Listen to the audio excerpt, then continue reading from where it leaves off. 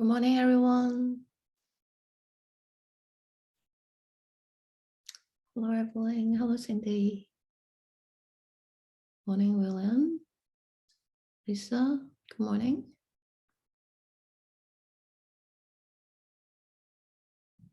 All right.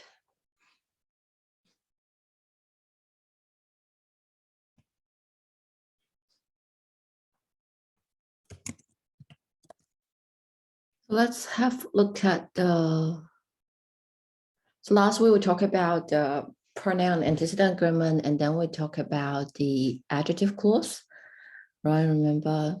And we talk about that later. For the adjective clause, we have the two types of adjective clause. It can be either introduced by relative pronoun, that, which, who, whom, whose, or relative adverb. So the difference between which, so it's so let me finish that. When, where, why, and whereby. So you need to know the usage of these four words. Why usually to modify the reason and only the reason. Whereby is also a special one. Not a very common one. It's a very rare one, but it's used to describe something like a system or process. Another thing I mentioned is about how SAT will test you on this adjective clause. So first thing, you need to recognize that this is correct. It is fine to combine two clauses into one main clause, and another one is a dependent clause, it's an adjective clause. And there are two ways to combine them, and you can either use a relative pronoun or a relative adverb, and you need to choose them correctly. So first thing, you need to make sure that like you use which to refers to a noun person. If you use relative pronoun, right, you need to make sure you use which to refer to a noun person, including animals, and who refers to people, humans, and famous named animals. So that's the first thing.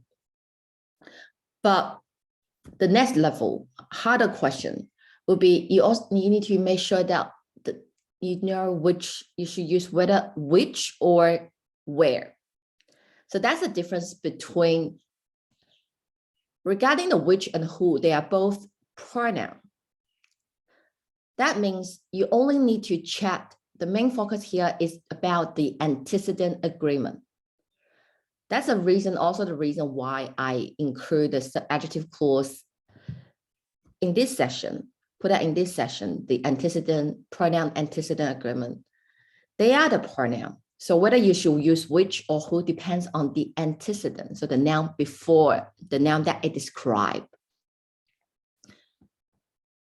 So in this sentence, right, we say that's wrong because the antecedent is students.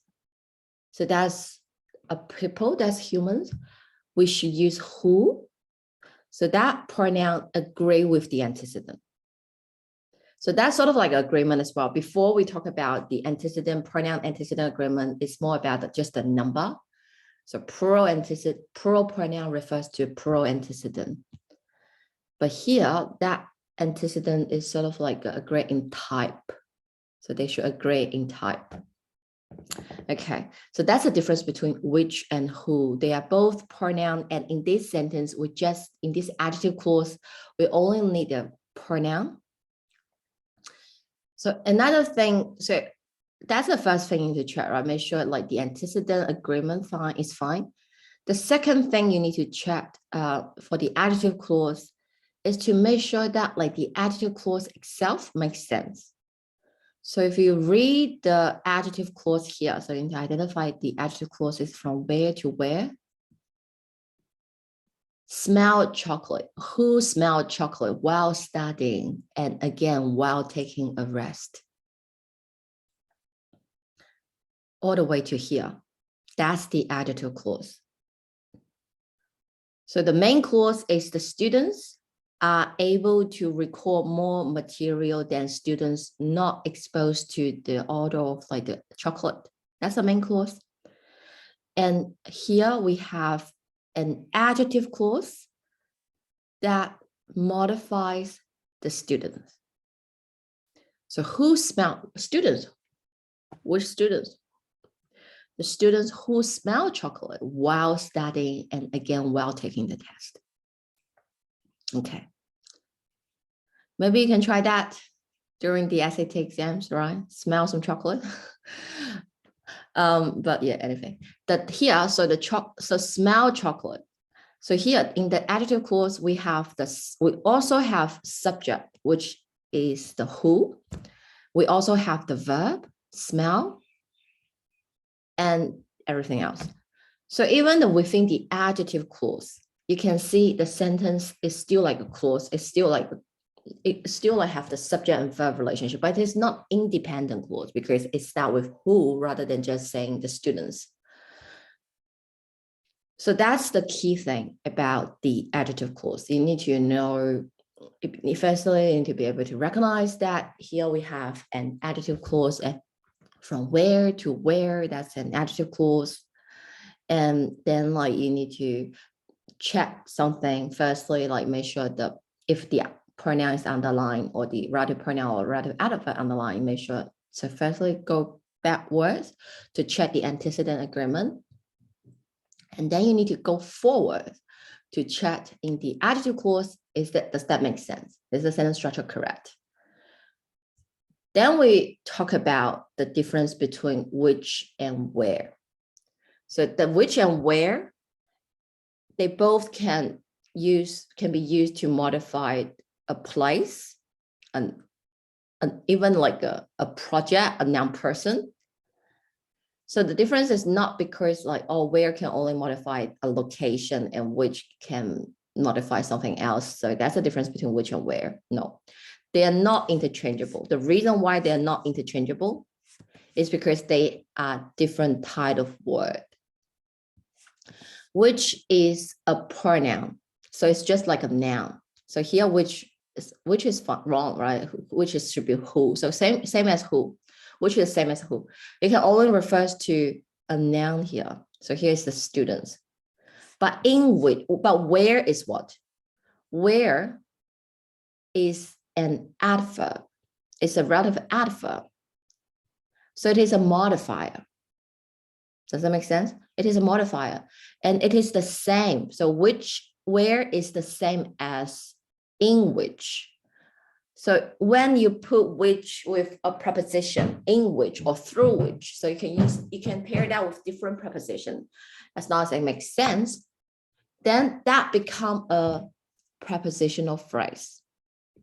Remember prepositional phrase in something, but here I just said in which is a pronoun. So still it's the same. And then that become what? That also become an adverb or modifier. So a prepositional phrase is no longer just a pronoun, but it is a modifier. So that's the major difference. That's the essential difference between which and where. One is just a pronoun. The other one is a modifier. In that sense, if you read that sentence again, so for example, like this one, the house where I was born. Why in this adjective clause I need to use where rather than which?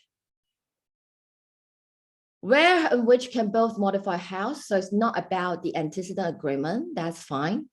But in the adjective clause itself, I was born house. Can I say that if you use which, then that becomes just the house I was born. You born a house? That doesn't make sense. Right? I was born in the house.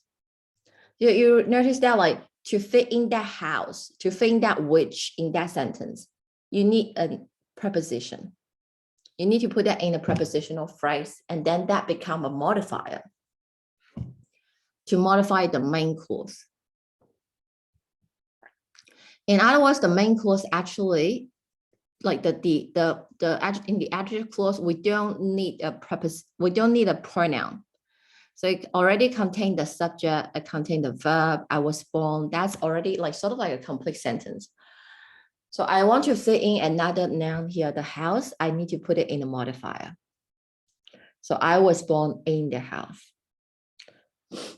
So that's the difference between where and which, or in which and which. So when do you, so the key question here is like, do I need a preposition? Do I need a preposition? Okay. So if in another one, so Melbourne, I will use this as an example, right? Melbourne is the city in which I live. The same reason, I live in Melbourne, right? I live in Melbourne, not like I live Melbourne. So you need, in the adjective clause, you need that preposition. And therefore you have to use where or in which. So where and in which, they are the same. They are interchangeable in this sense, in this case. Okay. And then like Melbourne is the city which I like. Why the second adjective clause, I only need to say which I like. I don't need that preposition. Because it's, I like Melbourne. I can directly fit in that pronoun. I like Melbourne. I like which. You do not need that preposition. The which here, or the city, actually, the city, I like the city, is the object. So it is the object. So we can fit in that city. We can fit in that noun in that sentence. We don't need that preposition. So that's the major difference between a relative adverb. That's a real difference between an adverb and a pronoun and a relative pronoun. It really depends on, do you need a modifier in the adjective clause, or you just need a noun or the pronoun in the adjective clause. Okay, does it like make sense, make more sense now, or getting some idea? Then we have a look at the question 19. We did that one before, but we just do that again. See if you can really like be able to analyze this question and then like choose the answer with the right reason. So which one should we choose for the question 19? And what's the explanation? What's the reasoning? Anyone want to try?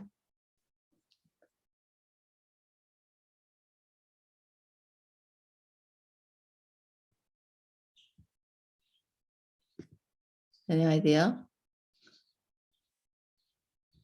In those cities, so the first step, identify the adjective clause. Do we have an adjective clause? So Cindy, do we have an adjective clause?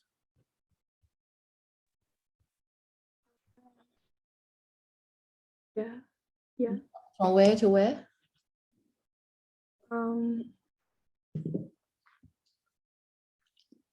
Is it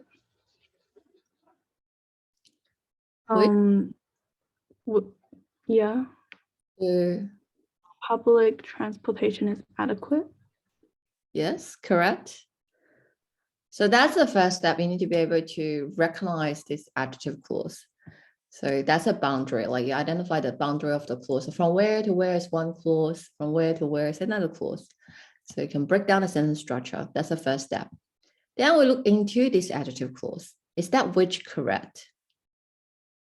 Or should we use in which? So which is the which correct? So first thing, right? We check backwards, which refers to cities. Is that correct? That's fine. So it's not using who, right? Then that's all right, which is fine. So we need to check something else. It's not a very easy question. It's a bit harder. The second thing we check, we read backwards, we put that back to the adjective clause. We know which refers to what. Which refers to what? Refers to cities, those cities. So read a sentence along. Those cities, public transportation is adequate. Is that correct? Those cities, public transportation is adequate. It is not. Public transportation is adequate. That's already like a complete sentence, right? If I want to fit in that those cities, I need to put it in a modifier. I need to make it like a modifier, put it in a prepositional phrase. So I can say in those cities, public transportation is adequate. So I need an in here, so that I can fit in that those cities in this adjective clause. So public transportation is adequate in those cities. In which? Does that make sense now? So in the adjective clause, if you are missing a noun or a pronoun, like for example, you're missing the subject or the object, then you have to use a pronoun. So like which, like who, like that. But if we already contain the subject, already have the verb, like everything is fine, then you want to fit in that which, or yeah, usually the which, you have to put it in a prepositional phrase. So you can only give it a modifier, a description. So we give it a prepositional phrase. So it's either in which or where. So this kind of adjective clause is quite common. You can use like, for example, like the where, by which is the same as, so you can see all this adverb can be replaced by a prepositional phrase. Like when is the same as during which. So spring is the season when everything blooms. You can see here, everything blooms is already like a sentence, but I just want to specify the timing. I would say like everything blooms during the season. So during which is the same as during which. And then like why is sort of like for which, but for whereby is the same as by which. So if you look at the choices, there's a thereby, there is a which, there is other like maybe like in which, for example, like they give you other preposition. You need to consider in this case, should I use in which or by which? So that's another thing, the preposition, the usage of preposition. So that's according to the meaning, right? If it's describing a system or a process, that probably you should use by which. People could vote by phone by the system rather than in the system. So that's another thing you can consider, like so that whereby is the same as by which, okay?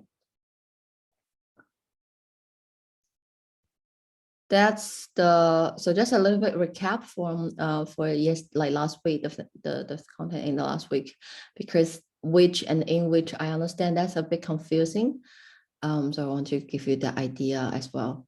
Have a look. By the way, we can have a look at another very recent question that I just have, because I also want you to see how the new essay will test you on the something like that, the adjective clause related to the adjective clause, so you can have a better sense about the requirement and the question. So take a look at the question 26.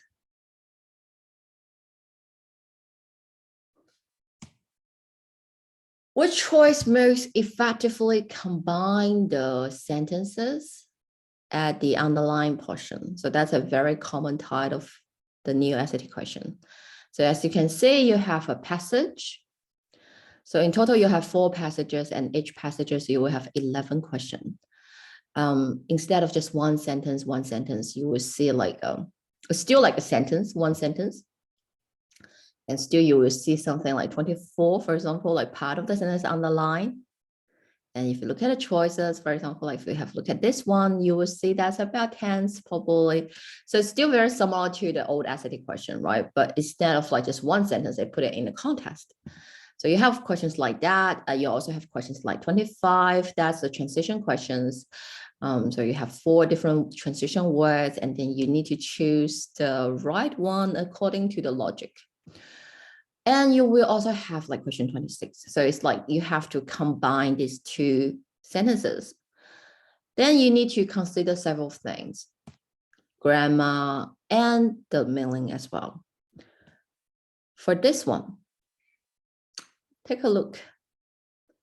Which one would you choose? Which one is both grammatically correct and meaning logically correct as well? And then that's so that's the best choice.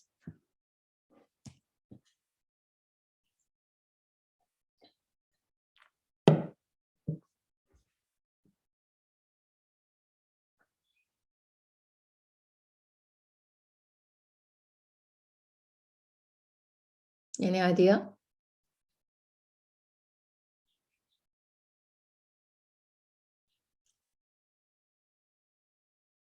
Is the A correct?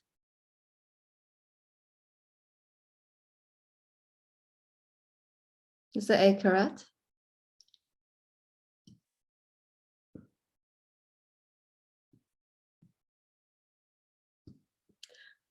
I think you probably would be concerned about the A because you're not sure, oh, that's not an adjective clause.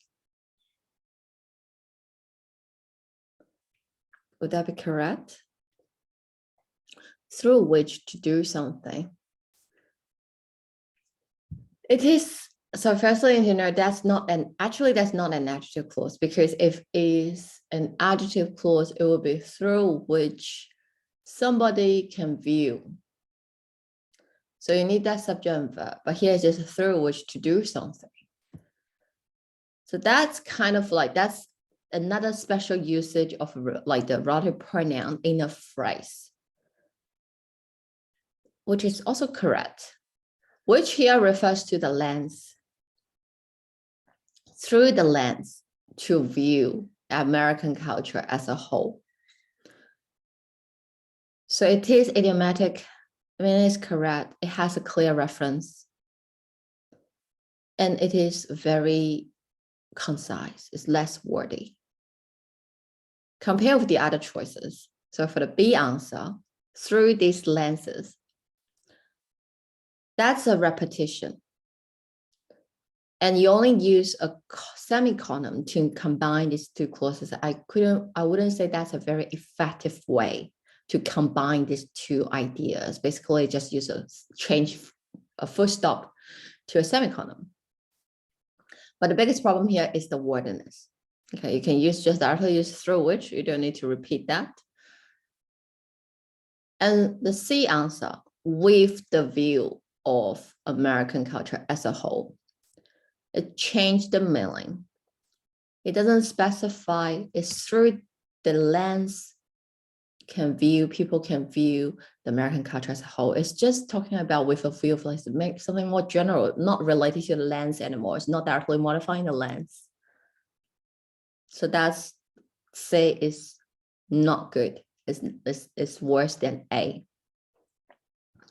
And D, through it to view. It refers to what?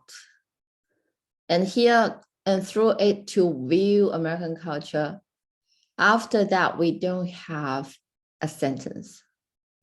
We don't have like a subject or something. So the and here is wrong as well. And so at least you say through it, people can view, or one views. So with the subject and verb, like, then that become a sentence. So that's basically, they are all wrong and A is correct. So that's how you analyze this type of question.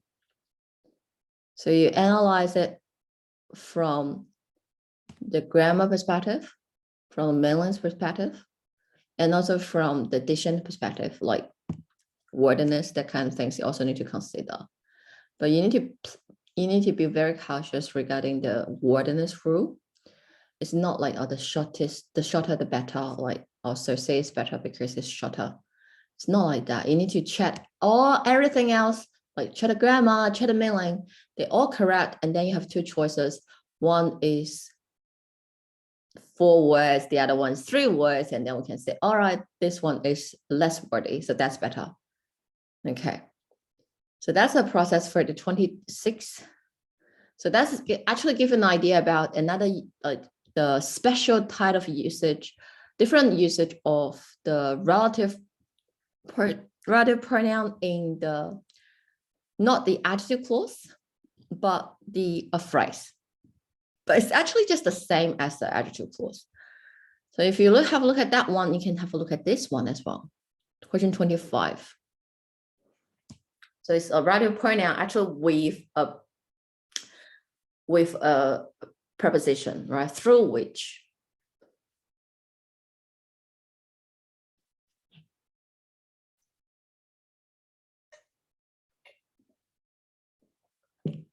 Question 25.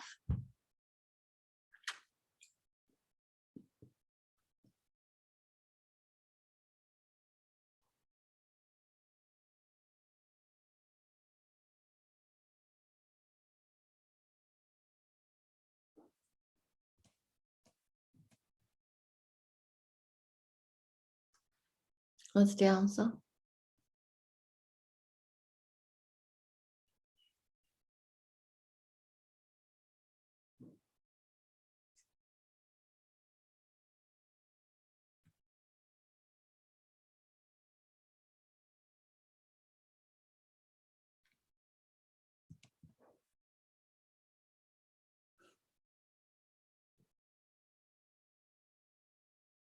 If no error, the answer will be E.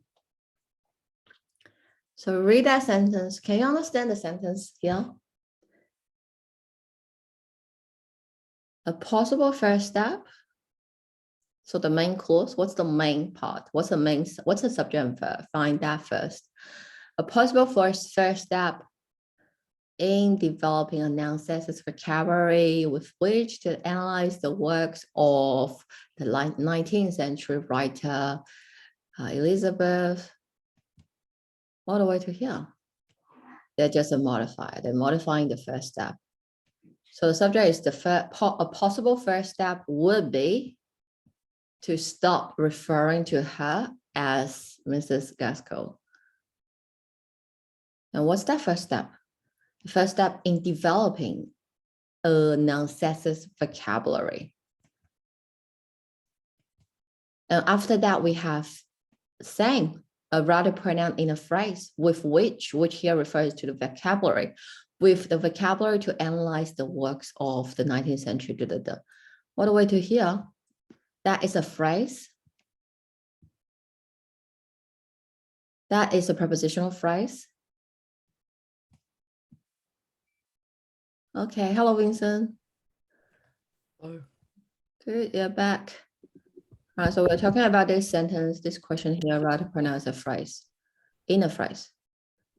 So that which referring to the vocabulary, and then like so with the vocabulary to analyze the works of the 19th century writer.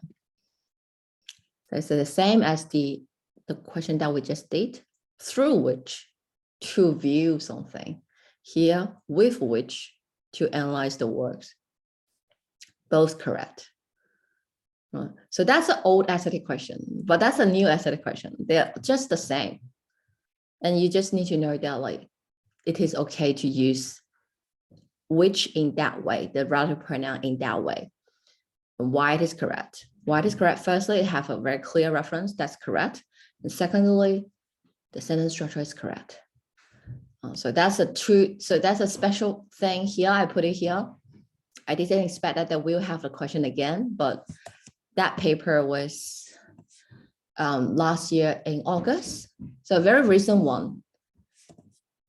So they will have this kind of pattern. They will recycle something that they tested before. And so pay attention to the small things that I mentioned in class. Maybe one day you will see that on the real exams.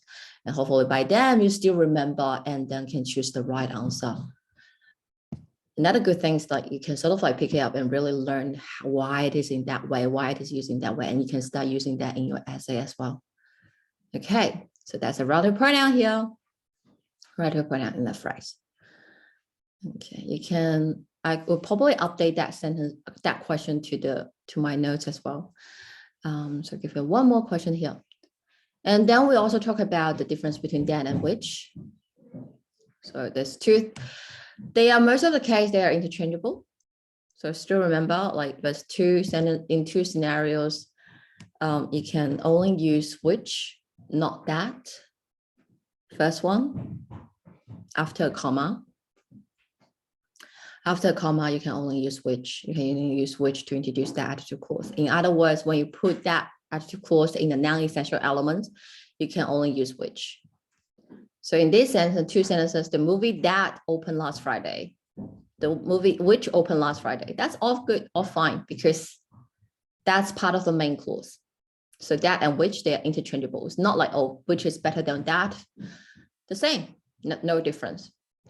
But if you put that which opened last Friday, the adjective clause in between two commas, or even just after the comma, so if you use a comma to separate that antecedent and the adjective clause, you can only use which. So that's the rule, like which can preceded by the comma, that is never preceded by a comma. So that's a rule number one. The rule number two is after the preposition.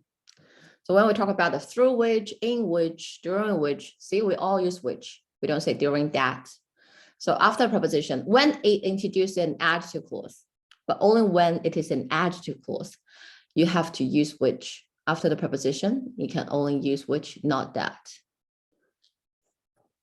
So if you remember that rule, if you look at this sentence, if you identify here, during that more than 6 million African Americans, that's an adjective clause, modify the demographic shift, you will see the problem for A is that is wrong.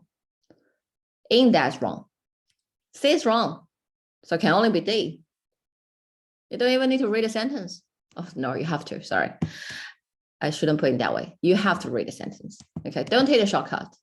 Even you think, all right, I find the right answer, but should double check. You read the whole sentence again. Make sure that's correct.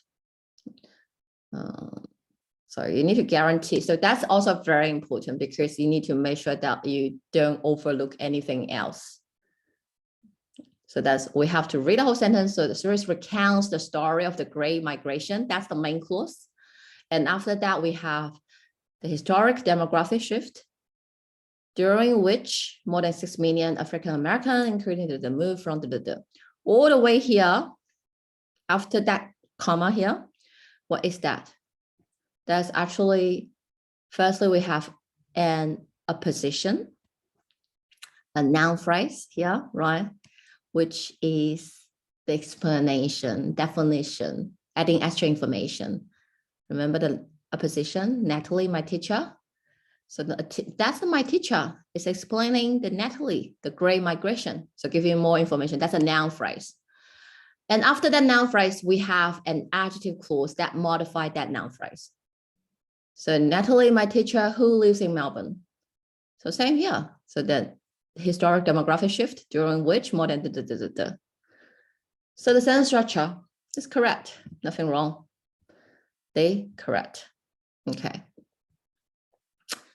So that's the small, again, right? Some small details about the more detailed rules regarding the usage of the relative pronoun, the difference between that and which. So you need to make sure when you take the notes, when you organize this grammar things, knowledge points, you put it in a similar manner.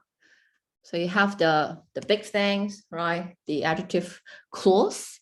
And under the adjective clause, you have the relative pronoun, relative adverb, there's two ways to introduce that.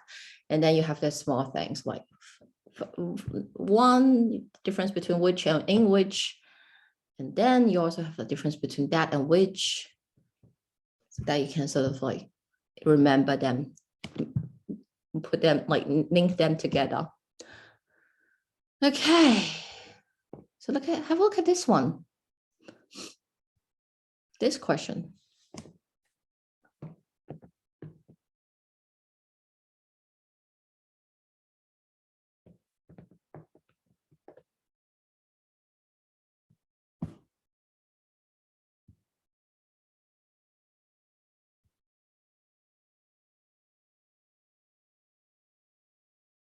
Any idea?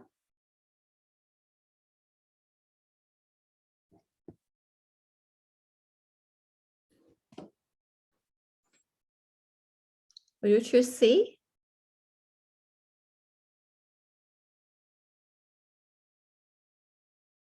In that. Shouldn't that be in which? What do you think?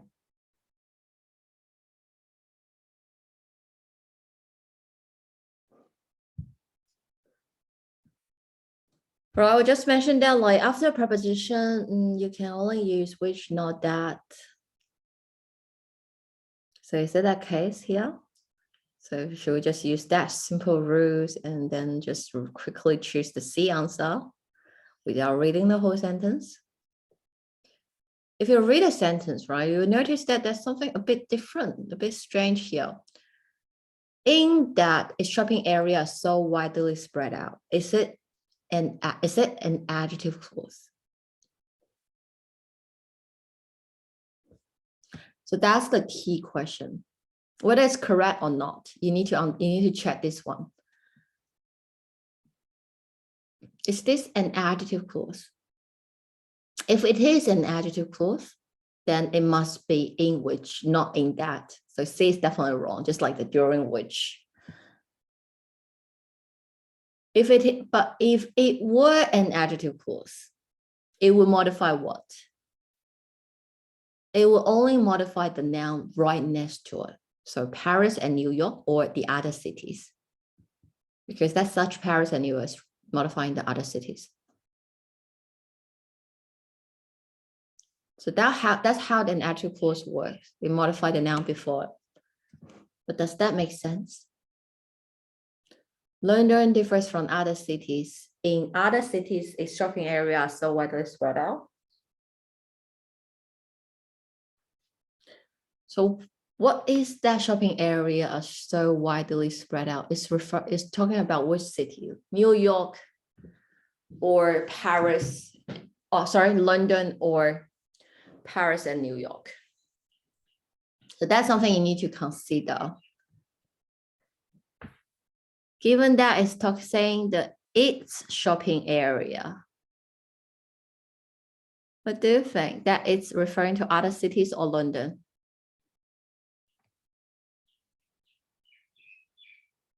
Definitely London. Does that make sense? So it's not based on what I think. Have I been to London or New York or Paris? Which shopping area so widely spread out? Which city? No, it depends on the context. There is clues here. So you can see that straight away. So that it's London. So in London, it is talking about London shopping area so widely spread out. So very obviously, this sentence is not modifying the other cities, but talking about London. So that's weird. That's not an adjective clause. So be very careful that not all these clauses are adjective clause. That here is just a conjunction. All right, it is just a conjunction. So this sentence, what is the sentence? What is this type of sentence? It's not an adjective. It's not function as an adjective. It's not function as a modifier. That here is just a conjunction. So it is not a pronoun. It's not a relative pronoun, but a conjunction. Just like I think that I should do something. I said that I should do something. So see, that can be just a conjunction. I said something. I said that I should do something. So that here in all these sentences, they are just a conjunction, introduce a dependent clause, and that dependent clause is just a noun clause. So this sentence structure, if we simplify that, it will be just London differs from other cities in something. Like A differs from B in color. But here I replace that noun with a clause. So London differs from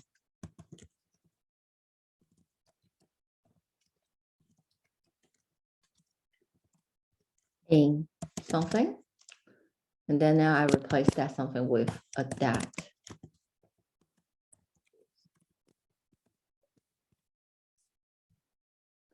that make sense? So is that correct? In that is shopping area, so what is spread out? That's correct. Nothing wrong with C. C is correct. So the answer is actually no error. So London differs from other cities in something. That is just a that to introduce a noun clause. So we have seen different clauses like the adjective clause. They are all dependent clause. So now if I give you a big picture about the dependent clauses, there would actually only 3 different types, depends on its function in a sentence. It could be either an adjective clause, so function as an adjective to describe a noun, or it can just be a noun clause, so replace a noun. So sometimes the adjective clause, a noun clause can be the subject as well. Because it can function as a noun, so it could be a subject. How would that happen?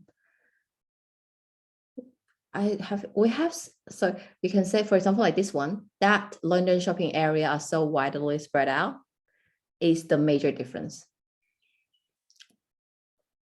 It's the major difference between London and other cities. That's an example. You can use the that clause. That the is a false information. So that's a that clause.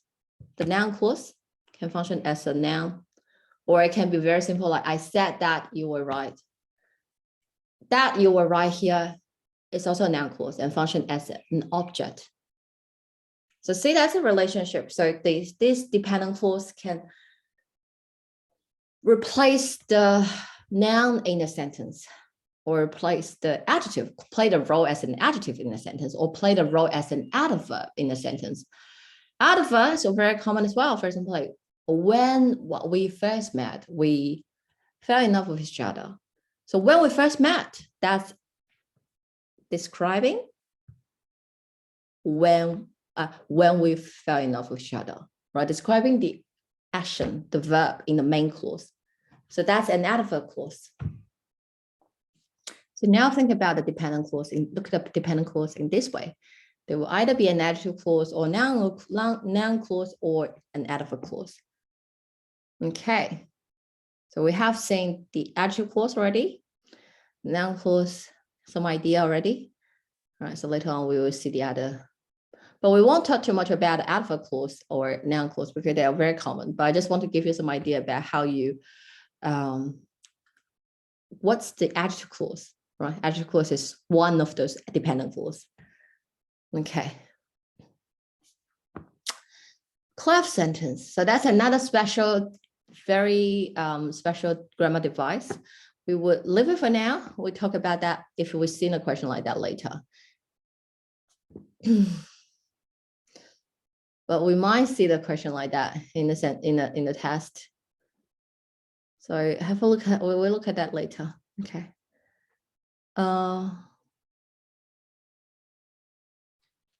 So still some small things related to the adjective clause.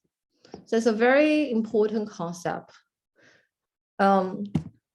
Sometimes you need to know so again, you need to be able to recognize the adjective clause, right? But the hard thing is sometimes the adjective clause might be not that easy, not that obvious. Why? Because sometimes you can omit the relative pronoun or relative adverb. When you can omit the relative pronoun or relative adverb is when the which, or like you can omit the relative pronoun, but not the relative adverb. You can omit the relative pronoun. For example, like this is the person I like. So give you an example, like this is the person I like. So I like here actually should be, this is the person whom I like. So I omit that whom. So when the relative pronoun is the function, not the subject, it's not a subject in the adjective clause. As long as it's not a subject in the adjective clause, you can omit that. Does that make sense? So give you some idea. So have a look at the question 31. See if you can. That's a real essay question. So have a look at this one.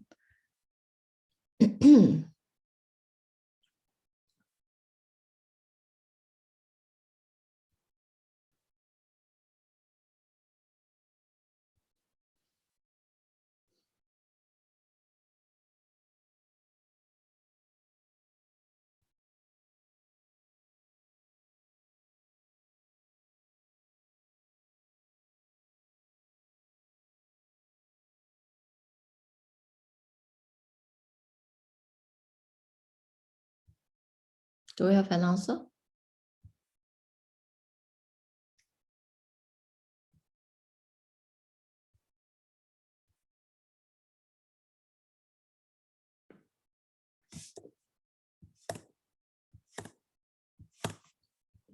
All right, maybe before we do that one, we can have a look at this one first.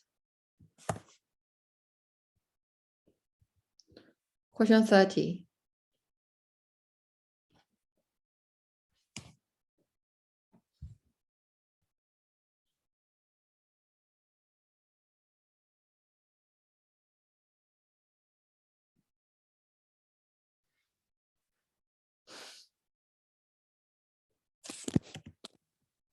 Which one would you choose?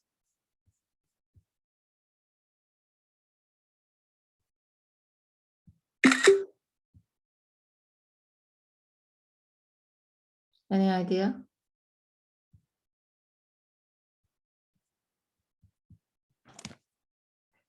Who would choose A?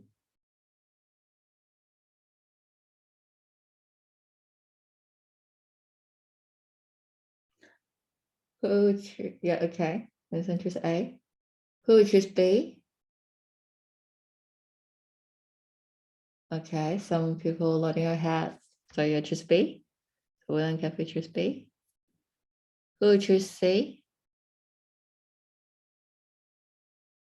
No one choose C. Who would choose D?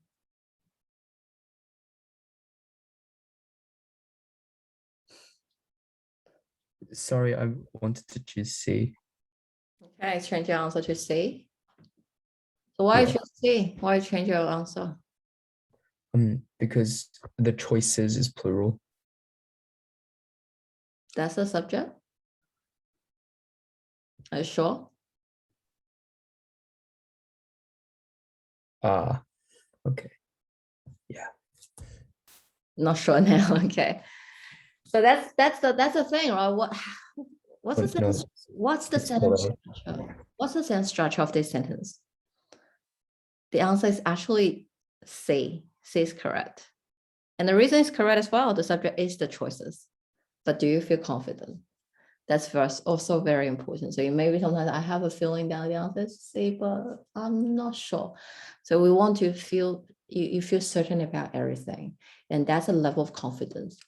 But to get that level of confidence, of course, you need to make sure you equip with the knowledge, right? So you know that like here, the sentence structure, why the subject is definitely the choices. Because if you read that sentence again, we have what? The choices Bunch has made for displaying the collection. That's actually an adjective clause. So it'll meet that which here. So you actually have a which. So Bunch has made the decision for displaying the collection. So because here the which is actually just the decision is just the adverb, well, sorry, the object in the adjective clause. So we can omit that. But even in omit, it is omitted, but can you still recognize here the sentence structure is the subject is the choices.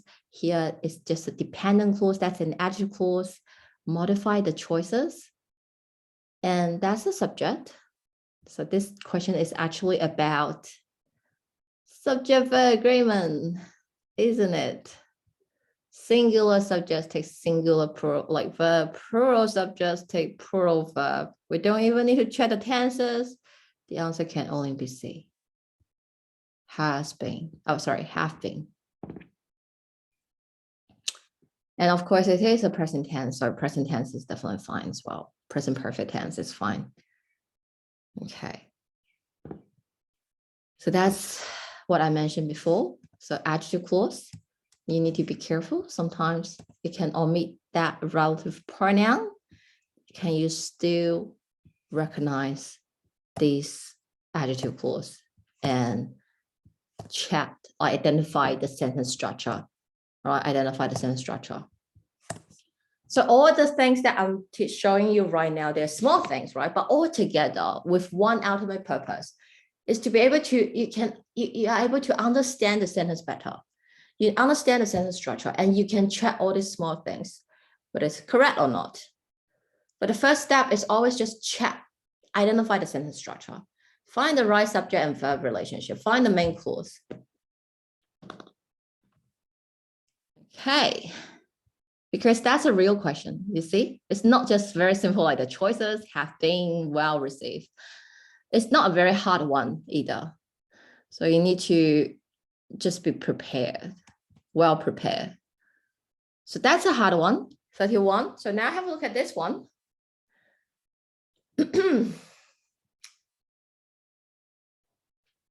Can you identify the sentence structure? Can you analyze the sentence structure?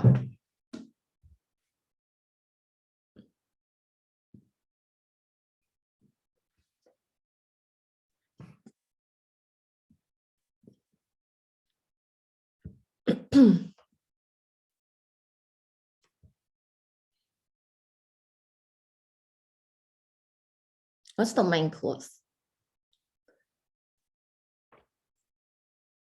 At the fork of two rivers near the settlement was a red star outlined in blue. That's the main clause. Do you recognize this is an inversion? This is an inverted sentence. What's the subject? The subject is like a red star was at the fork of two rivers. So see, inverted sentences everywhere. It's very common. So you can again like try to get yourself familiar with this type of like different sentence structure. Okay, so you can easily understand the meaning, recognize that. After that, we have what? A symbol. What is that? Is that another sentence? Is that another clause? If so, we should give it a conjunction, right? But there's no conjunction. So what is that? A noun phrase, right? A symbol, that's a noun phrase. A noun phrase to add extra information about the noun before. Again, the apposition. Same as this one.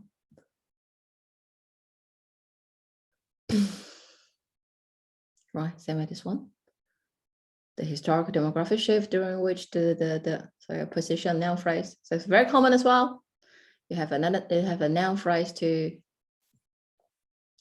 explain the symbol or the red star. So it is a symbol. And then after that, we have like historians believe, indicate. So what is that indicate? We can't have, it cannot be like a symbol indicated something. That would be a sentence, right? But so no, like a lot of people don't want, like a lot of people made a mistake here. Like first thing they just enumerate the C answer because they feel like that would be the verb. And then like that would become another independent clause. But trick here, that's actually an adjective clause without which as well. So the sentence is actually a symbol which historians believe indicated a secret thought. So we actually, the indicate is the verb, not a phrase, not like to indicate or indicating. And which tense we should use? We can only use past tense, because if you just use present tense, so firstly, present tense is wrong. Because in the previous, the main clause is using past tense. So that was a secret thought, right? A red star outlined in blue was at the fork of the river. It's using past tense to describe something, to describe that map, describe that everything. So that should be the past tense as well. So this one, for the question 31, the answer is actually C. So that's a hard one. If you don't know the grammar rules, if you just based on which one sounds good, sounds correct, you will probably choose indicating or to indicate. But the answer is actually C. The most strange ones.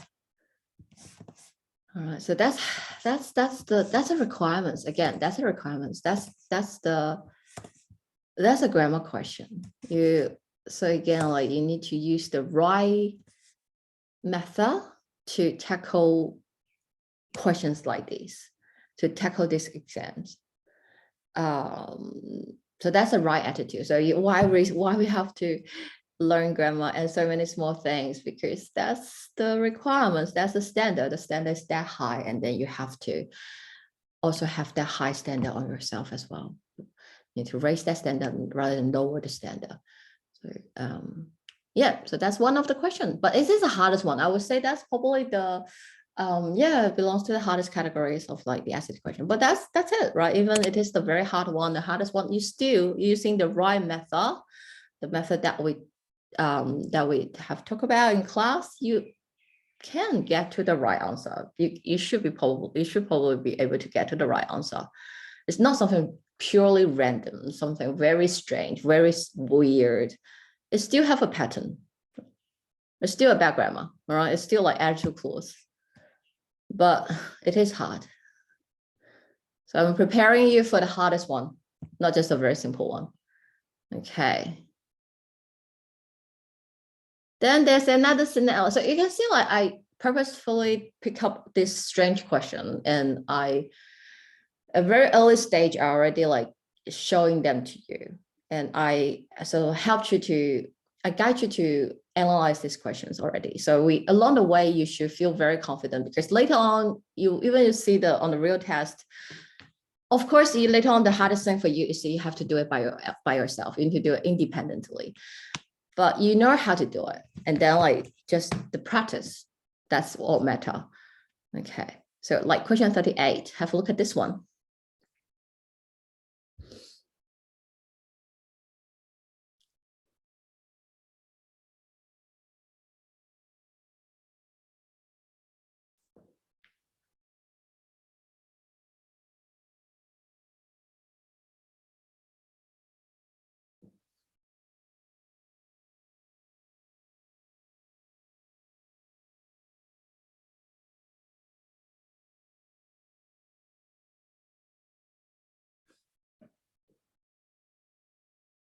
Which one would you choose?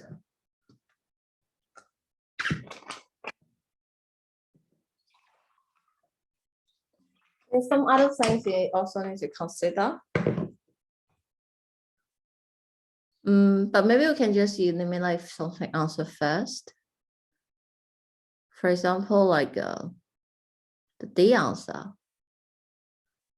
That is important, not only because the usage of that, even that, so that has different functions, right? It could be a net conjunction, it could be a relative pronoun, but it can be just a normal pronoun. So like this is important, not only because something like that. So the problem of they, that's actually related to the next point. We are going to talk about the pronoun reference thing. The reference of the pronoun, does it have a clear reference? Or is sort of like referring to the whole sentence? It's not that clear. So the problem of they is not that clear. The pronoun reference is not that clear. We don't know what that refers to, what that means. And the A answer, this retention. So it's better than that. At least they have a noun here, proper noun here. But is it a best choice? The retaining of whom is important, not only the. That's actually change that into adjective clause as well. But is it the best choice? And then the C, which, all right, directly change that into an adjective clause. So even the question is like, which choice most effectively combine the sentences? This question actually also tests you like, do you know how to write an adjective clause? And which one is correct, the best choice? So out of these three choices, the answer will be C. But why C is correct? Which here refers to the employees? Would that be correct?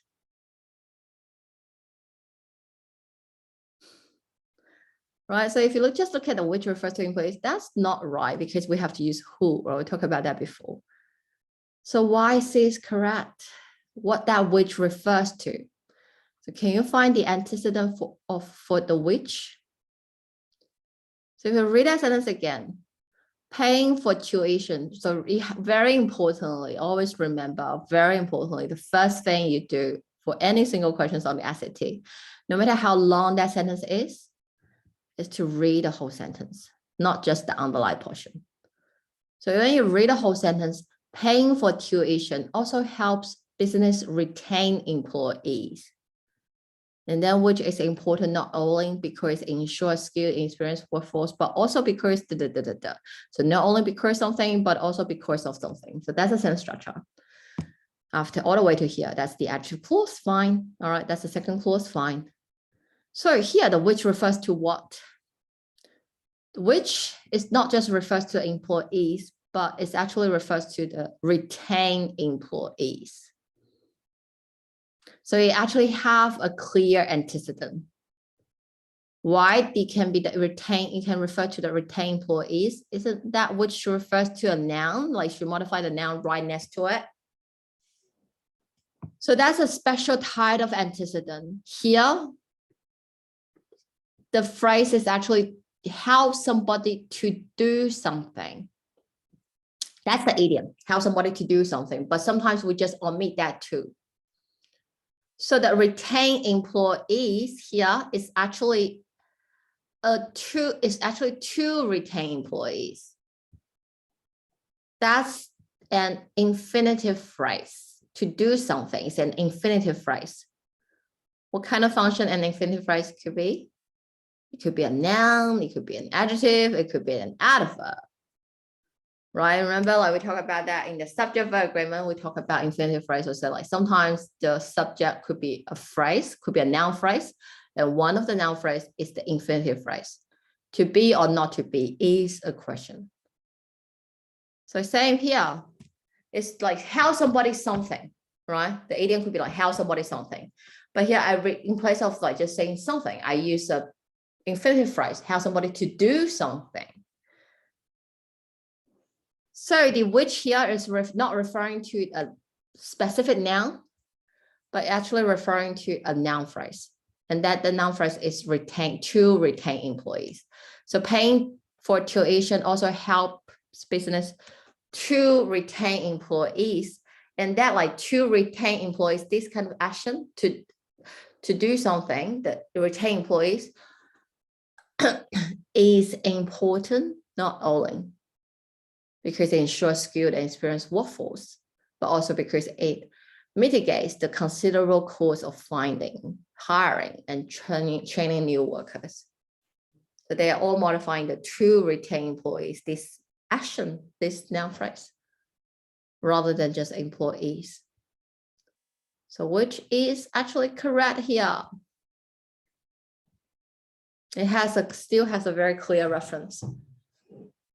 We don't need to choose A, we don't need to choose B because they are just wordy compared with the C answer. Right?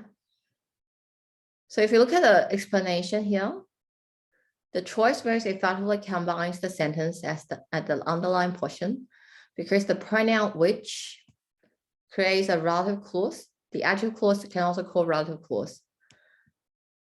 That clearly and concisely describes retain. So that's what that means. All right, so describe retain. Why can we describe a verb? That's not a verb. That's the to retain. That's a noun phrase. Okay. And if you look at the A answer, the explanation of the other answer is like A, incorrect, because retention repeats the idea of retain. Already mentioned in the sentence, so that's not good. Because retaining, repeat the idea of retain as well, that's not good. Who repeat the idea of employees, that does not have a clear antecedent and therefore create a vague sentence. Does that make sense? So with all my like the explanation, and if you look at the explanation now, you feel, all right, that's what that means. So you better understand, you can better understand this explanation here. Okay, that's the official explanation. So you can see that's a requirement. That's how SAT will explain every single answer. So that's what you need to do to analyze every single answer. So the key things, can you be able to think about all this when you do the question in a very efficient manner, right? How much time you have for each question? 35 minutes. For the session 2, you only have 35 minutes. You have to read 4 passages and answer 44 questions. So less than 1 minute per question. That's what I mean, like you definitely need to have like a very solid knowledge so you can think about everything, right? The retain or you can recognize that's like, so see how many steps you need to go through. And then you also need to have the skills as well. Like you need to know that like the good habit, you have to know, you need to read the whole sentence, right? You need to be able to check every single sentence, like the process of elimination. And then you know like, oh, okay, here, which one is the best answer? C. Because it is the best answer, it is correct. And it's the most concise one. All right, let's take a break. All right, let's take a break and we come back, we'll quickly talk about, and we move on to the next point of the pronoun. Okay, so see you in 10 minutes. So see you at 11:20. All right, see you later.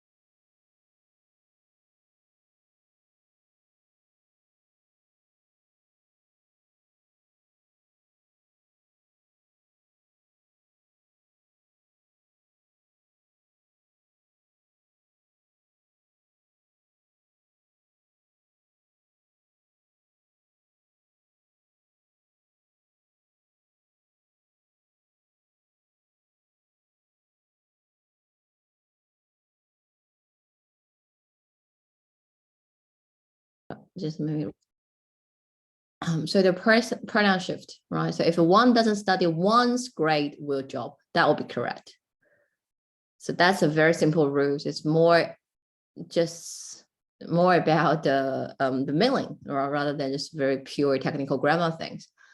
So if you look at the sentence question 6, for example, you should be able to see the problem straight away.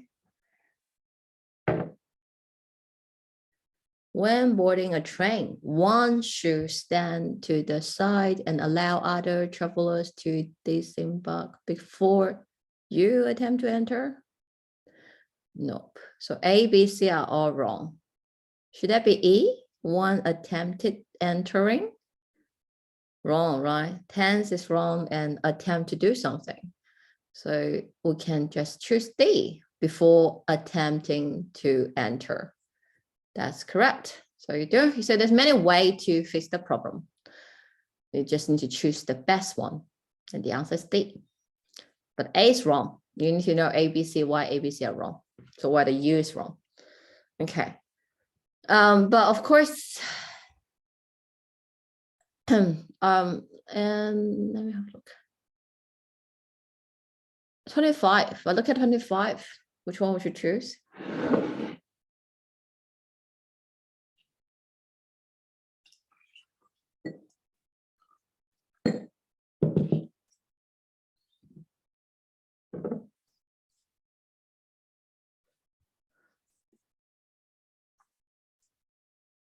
It makes no distinction between you and me. Could that be correct? That's correct, right? Our most indiscriminate disease. So our, you and me, that's fine. So it's not like just very mechanically apply the rule. If you use we have to be we or something. It's still the general meaning. So consider meaning. So that's something to consider. So it's actually no error for this one's no error because you and me, we refer to you and me, fine. That's correct. Between you and me, right? Always between you and me. There's no between you and I, just between you and me. So that's it. Very simple. That rule, very small rule. Just remember that.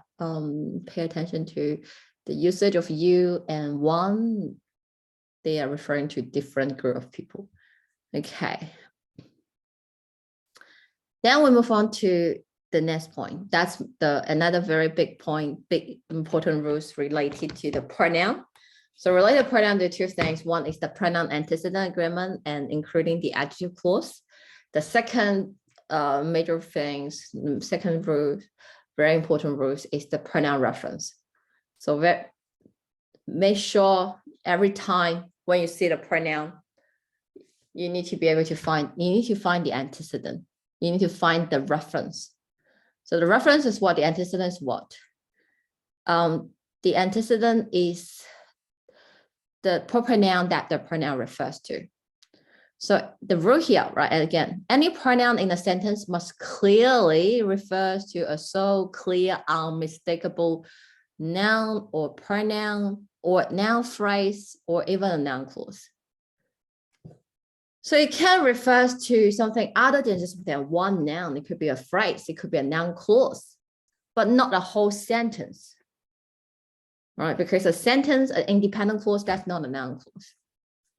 So remember that previous questions, like even of the official explanation, right? Why this wrong? Because that does not clearly refers to a clear, it doesn't have a clear reference. So it's vague. So that's a requirement. See, that's a requirement. A pronoun cannot refer to an adjective, verb, or any other part of speech. All right, so that's the rules. So remember that's so SAT actually have a very strict requirements on the usage of a pronoun. The reason is the logic behind this rule is that, like, if you randomly use a pronoun without a clear reference, it would affect the meaning. It would not be called like an effective communication.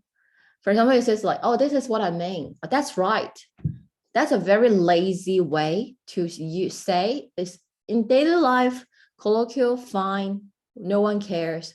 But in a more formal context, that's what I mean. That is what. You say so many things before. So which one? Which idea? You need to specify. So you need to consider that when you write sentence like that. So you need to think, do I make myself clear? Do I express myself clear? So only when you express yourself clearly enough, the reader can receive the exact same message. So that's called effective communication. Your output is the same input people receive. So that's about the require. That's why that matter. Why you need to be meticulous, be careful about the pronoun usage. It actually is a way to force yourself to think properly, think thoroughly before you put down something in writing. Okay. So on the SAT, so if pronoun is underlined, check the pronoun reference first. So you need to, so that's something you need to remember, like every time when you say a pronoun, even it's not underlined, but it's in the underlined sentence. So check the antecedent, always check the antecedent, always find the reference. So that's a very important habit for you to have right now. So pay particular attention to the pronoun usage. Be careful about a pronoun. That's a very important thing. Okay, let's have a look at the two scenarios which will create cause this kind of unclear pronoun reference problem. The first scenario is when you don't have a clear antecedent, an antecedent, when you are missing an antecedent. For example, if you read this sentence, because of extreme weather conditions, starvation exists in some countries where they must struggle to stay alive. The they here, right? So you need to be very sensitive to the pronoun. Who are they? What are they? So if you look at a sentence, there is a plural, right? So this is a plural pronoun. So it can only refer to a plural noun. Countries, conditions, neither of them is wrong, is correct. So here, the day, no reference. Struggle to stay alive should be people, right? It's referring to people. So it's instead of like, so that's the they is definitely wrong in this sentence. You have to replace it with a proper noun. So people must struggle to stay alive. Then the sentence is clear. It's not vague. The meaning is clear. It's complete as well. All right, so that's a problem of the pronoun. That's how you identify the problem, by identifying the pronoun first and check the reference, and then you will see it is missing antecedent. Have a look at the other answers. So that's a standard, right? That's a standard of the pronoun usage. It's a very high, it's very strict. So you have to bear that in mind now.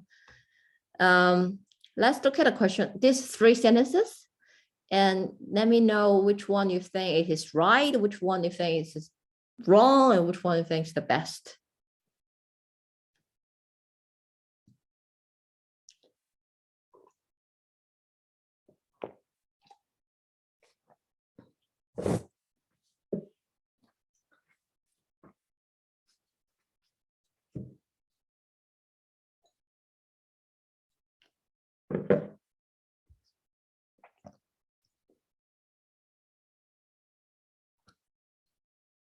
Is the first one correct?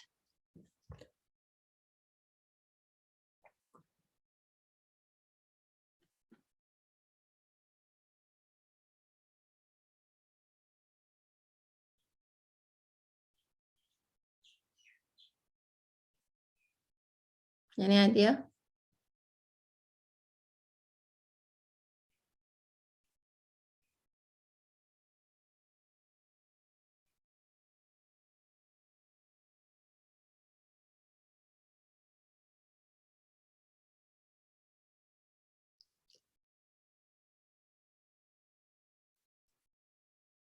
It's stated in the report that. Is it A correct? Is it the first one correct?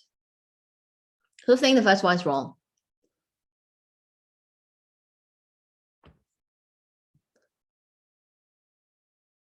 Why the first one's wrong? Evelyn, why the first one's wrong? I'm not sure, but is it like it? What? Yeah, what's the problem with it? It's unclear. Correct. Who? Right? It's stated in the report the scientists, the institution, the organization, the government, right? So I have no reference. The it here has no reference. So A is wrong.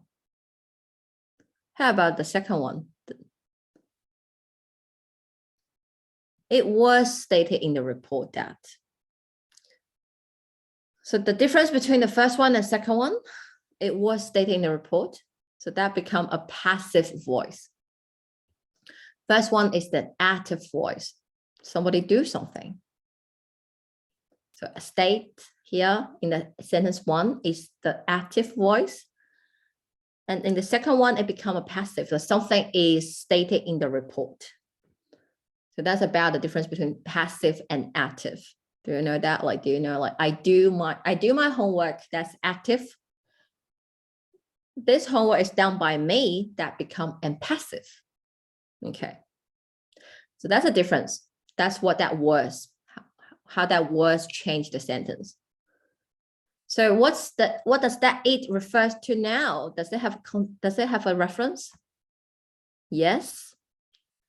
The it here refers to the clause,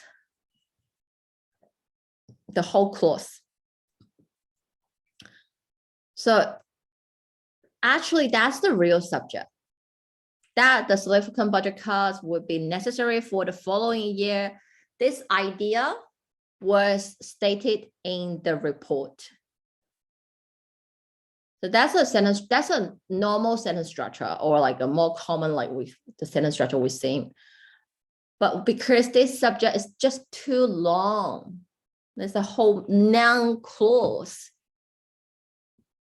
Then usually we will just put it at the end and use a pronoun to replace that subject. So it was stated in the report that. So the it here has a clear pronoun reference. So sentence 2 is correct. All right, it is correct.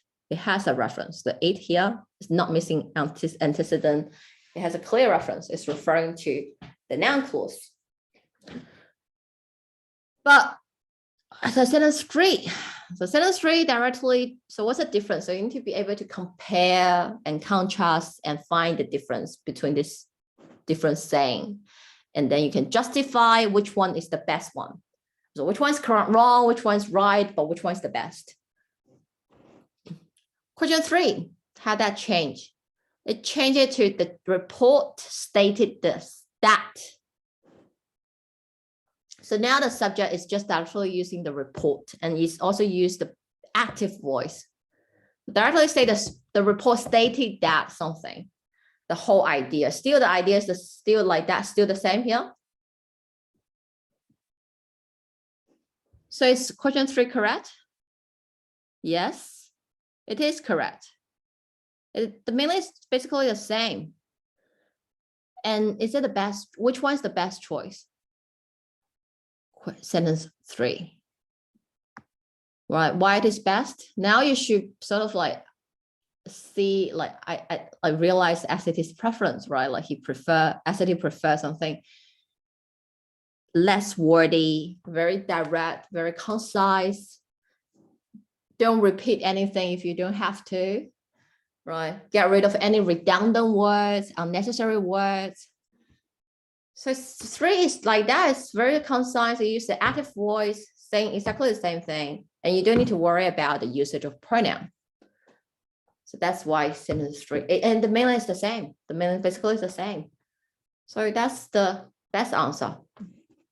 So you need to know that, like, if there's no sentence 3, so if you look at the choices, right, you only have A and 1 and 2, you would just definitely go for 2 because A is just wrong. So 2 would be correct. It's acceptable as well. But if you have 2 and 3, 1, 2, 3 all together, you would choose which one? You would choose sentence 3 because that's the best choice. Does that make sense? So that's about like how you play the game. So knowledge is one thing, but also you need to know the games, like how to play the games, the strategy, and then like, you know, like which one here SAT will consider the right answer. But again, the good thing about is like it is logical, right? As even as it is preference, we say like that's the answer as it like, but you can explain why, and it makes sense. All right, it makes sense. It is active, it is less wordy, and that makes sense. All right, so that's sort of like ideally you sort of like can sync with SAT. Like you would personally prefer this sentence 3 as well. You say, yeah, of course, sentence 3 is better. So that's the pronoun usage as well. So pay attention to this type of usage, and then like how a pronoun can refer to a noun clause. So that's a very common way. Like if so similar saying would be like, it is important to do something, for example. So it is important to do something. It is, it was stated that, so actually the saying like, it is important that you should do something. So the subject is actually that you should do something is important. Okay, does that make sense? All right. Let's have a look at this question. Maybe have a look at this one as well first, like the first one. And give me your answer for the first question, for the question number 1.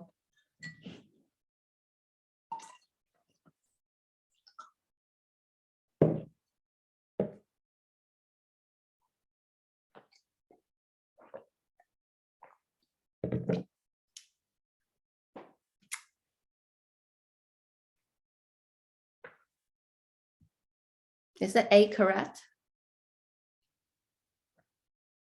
Why it is wrong?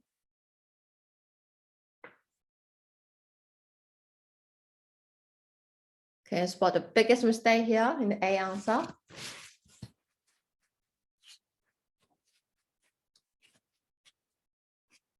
The recent discovery is the finding that. Discovery, finding, what are they? Same. So that's a repetition. So now you sort of like get the idea, like SAT's preference, right? Like this is repetition, definitely wrong. You don't need to repeat that. So that's the biggest problem. So you always spot on, like focus on the biggest mistake, the most obvious mistake. The answer. A recent discovery came when they learned that. What's the first thing you need to check?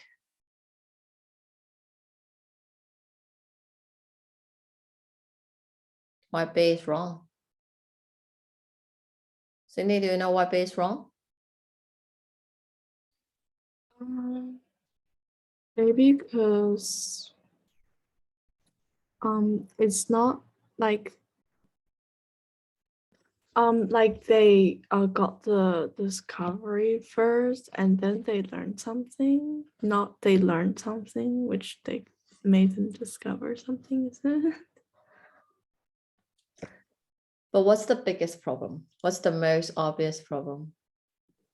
Oh, Yes. Oh, sorry. the tense. The tense? No, Like- not the tense. The biggest problem here is not the tense. What's the biggest problem? They is unclear. They is unclear.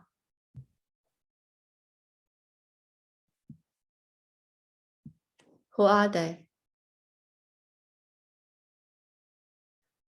Are they people?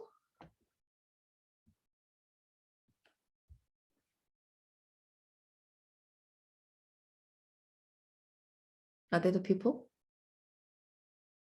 Why not? William, why not? You're shaking your head. Why?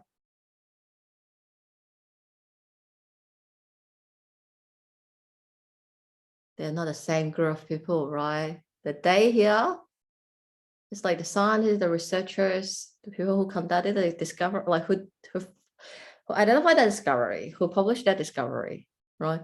But not the people in general who both drink and smoke are at greater cancer risk. So again, right, you need to have that sense of like checking the pronoun. So remember, like I mentioned before, every time you see a pronoun, the first thing, find the antecedent. That's the most obvious problem with the B answer. So by checking that, cross out that day, you don't need to look back, you don't need to check tense, you don't need to consider the meaning. B is very wrong. So that's what we need to do. You need to be able to, but that's definitely, again, a required training. It's not like something you can, I tell you straight away, you know how to do it, right? But you need to build up that kind of like sense, or like you need to using the method to do this as well. Like, so very important, just keep that in mind at this stage, very important. Every time when you see a pronoun, check the reference, right? Check the reference. So they, nothing, no, so missing antecedent. C answer. What's the problem? C answer.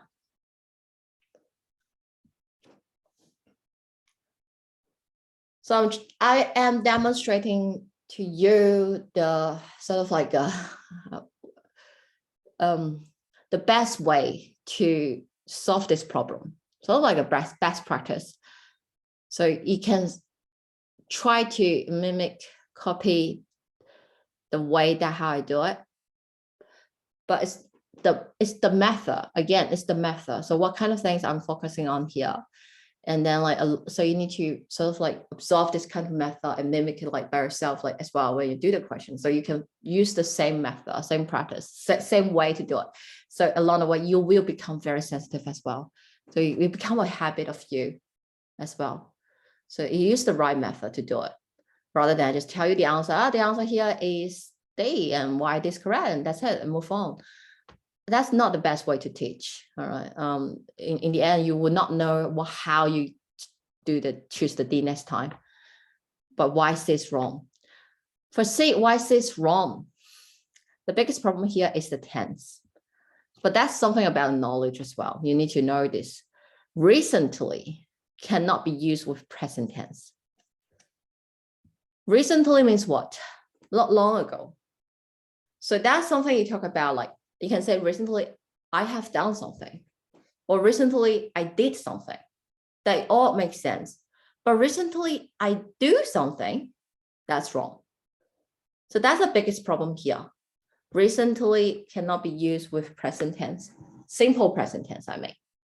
So it's a tense that's sort of like related to not long ago. So you can either use past tense, simple past tense, or present perfect tense. So that's something related to the tense. So if you, later on when we talk about, like next week we talk about the tense, the verb tense, we will talk about that as well. So you can, if you remember that specific rule, you will very easily know why it's wrong.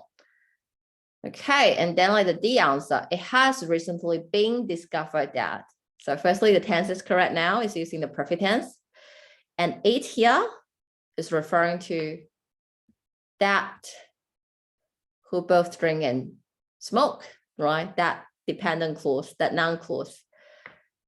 So that has recently been discovered. So D is correct. Why E is wrong? It is a recent discovery that. The problem here is the it. Here the it cannot refer to the noun clause after that. It's missing antecedent. So that's why A is wrong. So something is a recent discovery. Okay, so it's different from the D sentence. D is like it's like something what has been discovered. But E is like it is a recent discovery. And the that clause here, I give you some idea, like if you can understand, that would be great. Like if you're not, you can put it away for now. So the that clause here is actually sort of like a positive of the discovery. So that's the main clause here is that it is a recent discovery. And after that is just explain the content of the discovery. That's not an adjective clause. It's very similar to an adjective clause, but it is not an adjective clause because that here is just a conjunction. So if you look at some other simple examples will be the news that Ukraine is under attack, right? Depressed most of people.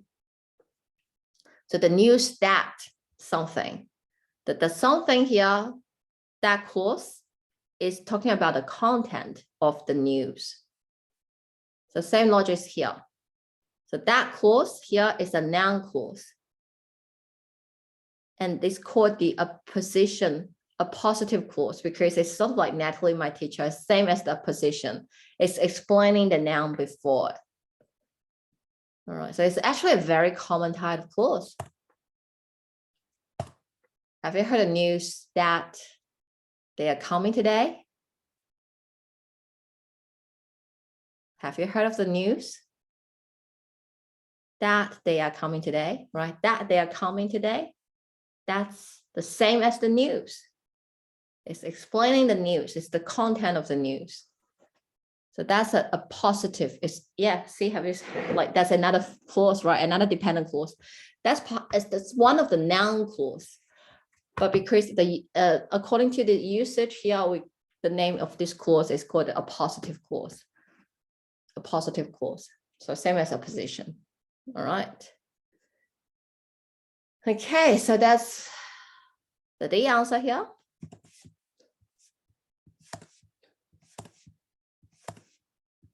All right, let's have a look at the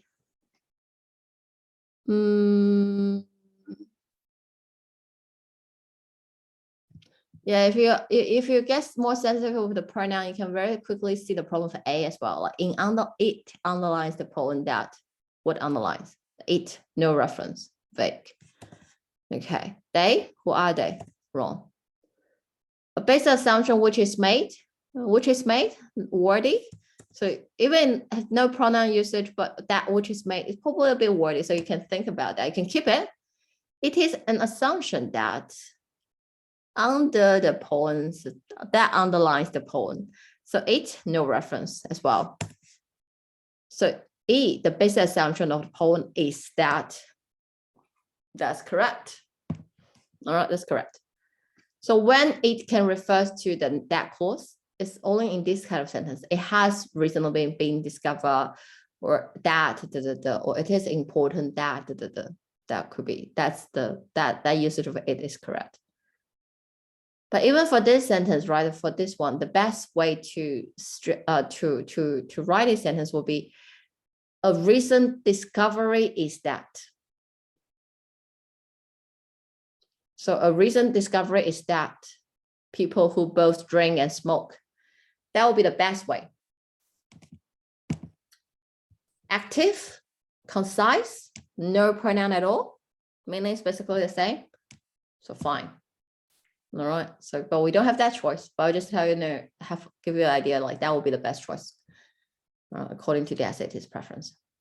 All right. Have a look at this one. That's again a small challenge for you, but try that yourself. First, you have to, again, you need to be able to do it, at least practice it by yourself first, and we talk about that. Otherwise, you would not have the chance to practice. Question 32. In context, which is the best way to revise and combine the underlying portions of sentence 3 and sentence 4? So it is a very similar to the new SAT question. You have a context. So the things about the SAT here right now, like regarding the pronoun usage, right? You find the antecedent, but the antecedent might not be in the same sentence, but might in the sentence before it, the other sentence. So you have more context to read, to check, to consider when it comes to the pronoun. So it's a good thing or a bad thing. So that's something you need to be aware of. You need to check as well. So have a look at this one.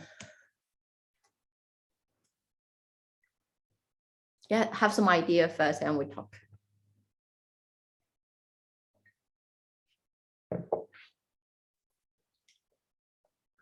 So give you a heads up. So do I need to read the whole passage to do this question sentence 3 and 4?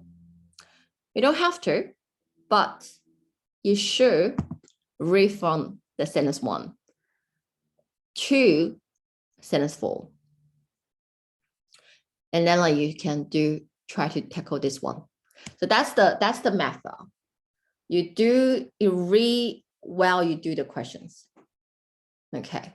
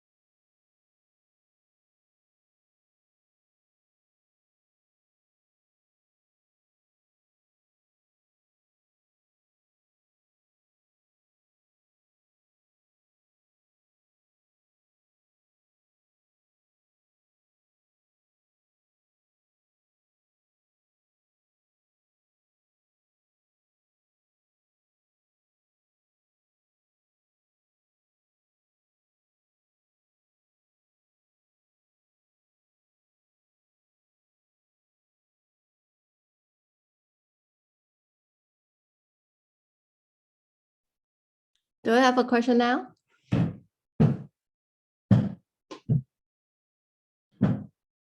All right.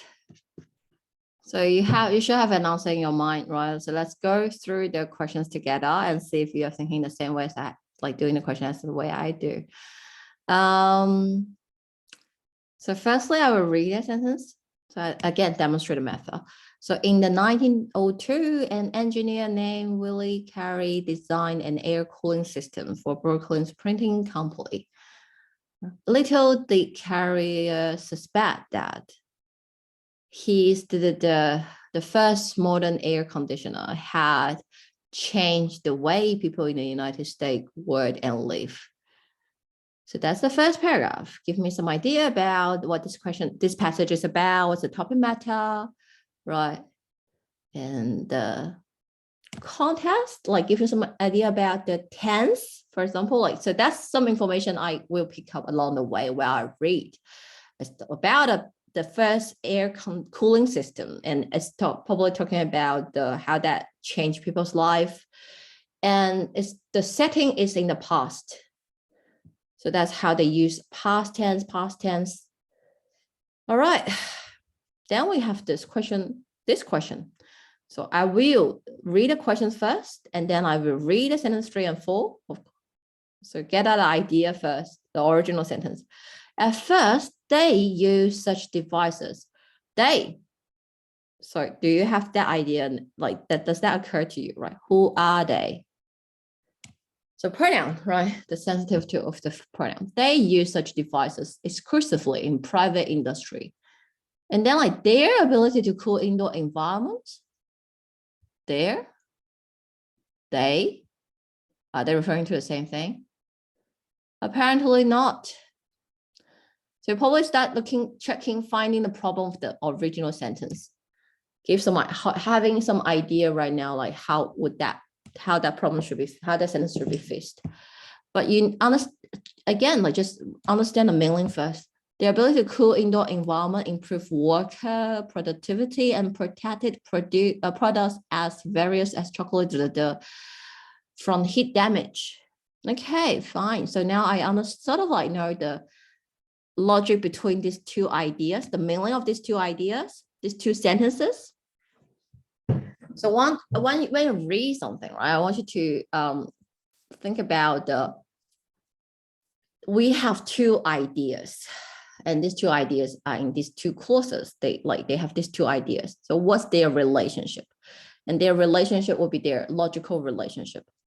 But you don't have to generate an answer yourself yet. You just need to gather the idea first, have some general sense, and then be open-minded to look at the choices one by one. Does that make sense? So very importantly, you need to know for the SAT, you have multiple choices. So you don't generate, so that's a bit counterintuitive. Sometimes we feel like, oh, you have to have some prediction first and then you check. But actually don't do it that way, because very likely you might have, and if you don't want, I don't want you to be narrow-minded.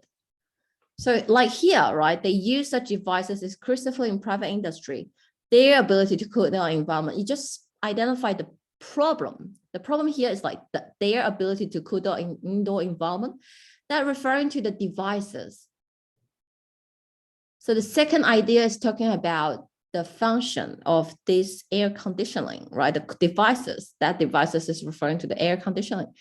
And they here, so that the second there is definitely wrong. And the first day probably wrong as well, because that's not very clear. Even in the context. So if we have that in mind, even in the context, we say that like not just in this sentence, right? You can check the sentence before it, the context. Do we have a plural pronoun? People. Definitely not referring to carrier, that's singular. But can they refer to people?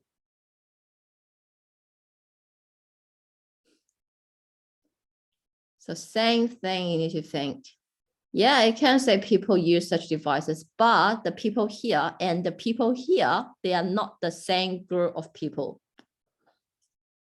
Does that make sense? In this first paragraph, the people here is general, is talking about the way people in the United States work and live. But the second paragraph, that sentence, that they here is referring to the first group of people like There's producer, there's employers, there's manufacturers, right? Who use devices exclusively first start using these devices. So they are not referring to the same group of people, then you can't use they just to refer to that people. That's vague as well. That's not clear. That's unclear. So have that check. You would know A, probably wrong because they're still using they. B, probably wrong either. Still they. But you can read them, right? You can read them to get the idea, like how they change the sentence. Like the user devices who and there. Both problem, right? Still exist. They use carrier's device. And it's as it. Okay, interesting. It's using singular now. Do you see the difference between the devices and the carrier's device? And here, so the second one to change to its. So at least the second there, the problem is fixed, but the they here is still wrong. And the conjunction, right, is using as. So this is the things, all the hint. You're getting the hint from the choices. So that's a very important strategy as well. Use the choices as, take the choices as your asset. All right, so use them to identify the hint, to trigger you to think about something that you didn't consider before. So what else?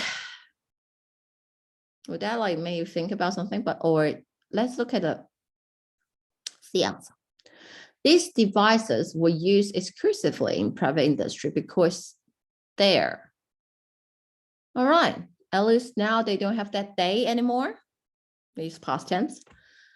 These devices and there, okay, the second there is correct now because it has a reference now. So is a C correct? Why is it not correct? Okay, Winston, yeah, why is it not correct? Because it leaves out, it has missing information. So people isn't mentioned in the sentence. It doesn't mention the people, so that's wrong. Does it have to mention the people?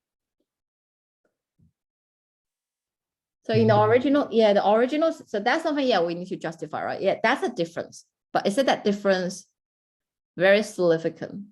Is that difference, like it can be considered a mistake? In the original sentence, it used the active voice. So they say like they use devices. But in this sentence, it changed that into a passive voice. So get rid of that people, like the people who use those devices. But could that be correct?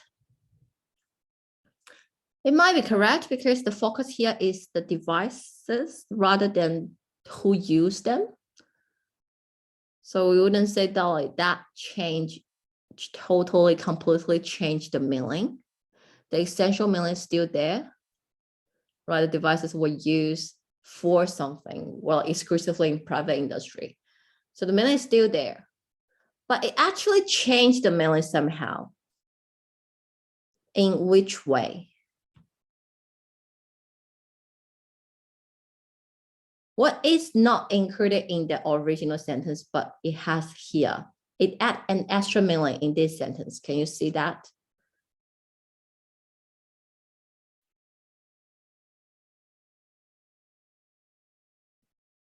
Did you see that? Because how would that affect the meaning?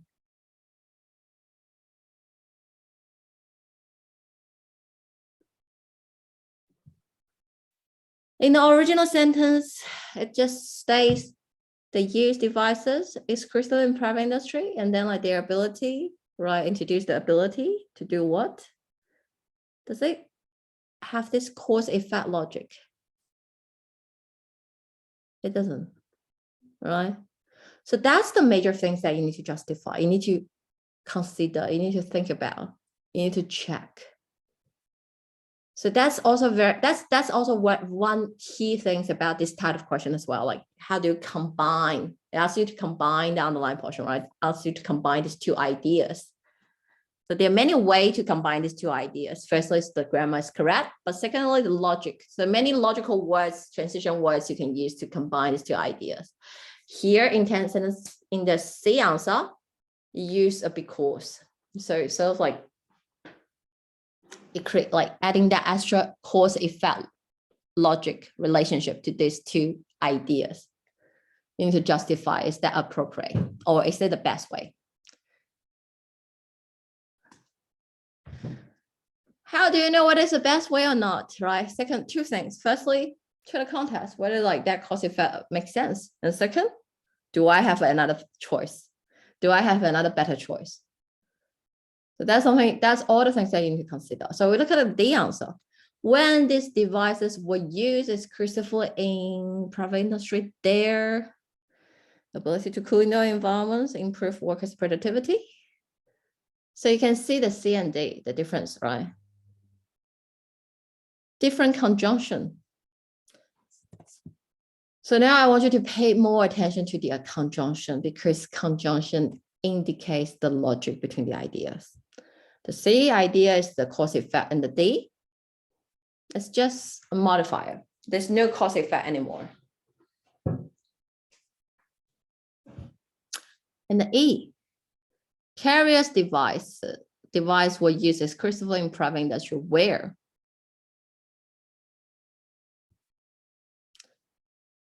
So that's the difference between these three, one of the difference between these three choices. Which one is correct?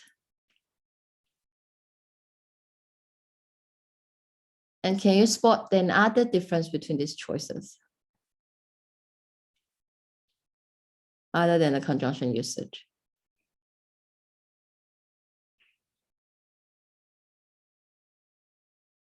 These devices, carriers device,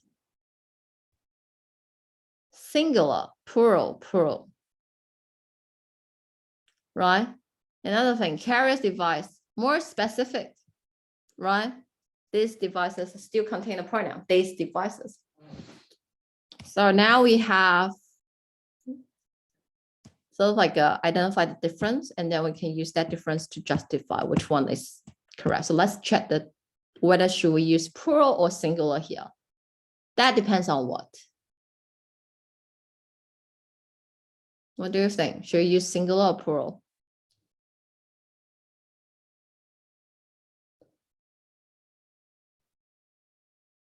Depends on the context, right? Not what you think, but the context. So if you read the first paragraph, the sentence before, how does the author introduce this device? Is it using singular or plural? Right? Design an air cooling system. His apparatus for treating air, the first modern air conditioner. They all just use singular to refer to that device, the air conditioner, the air cooling system. So here, if I say the device, should I use plural or singular? Non-agreement, right? Remember the rules, non-agreement? It should be singular. So which one? E. Clear and consistent. Agree with the number. And then you can check the meaning as well.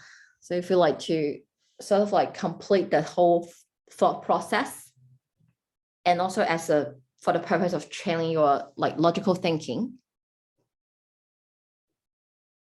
why C is wrong? Do you think that because logic makes sense? Or it should be just A answer, or it would just be just a modifier?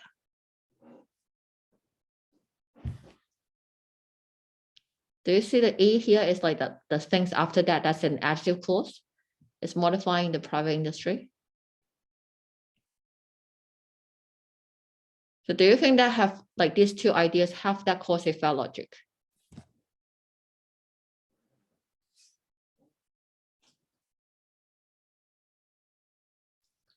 All right. If you think carefully, the author's logic, what's the author's logic? So how can I know the cause effect logic does make sense or not? Like, it depends on the author's logic. What's the author's logic? So you need to read the whole context and think about what's the author's logic here. The author first sentence is say the first paragraph, right? It's the introduction, basically it's a general introduction. And then saying that like little did Carrier suspect that his device, the air conditioner had changed the way people in the United States work and live. And then the second clause, it starts from at first. People use, right, the device used exclusively in private industry. So think about that. Is it because the people know that like this air conditioner would give them this kind of benefits, they use that exclusively private industry?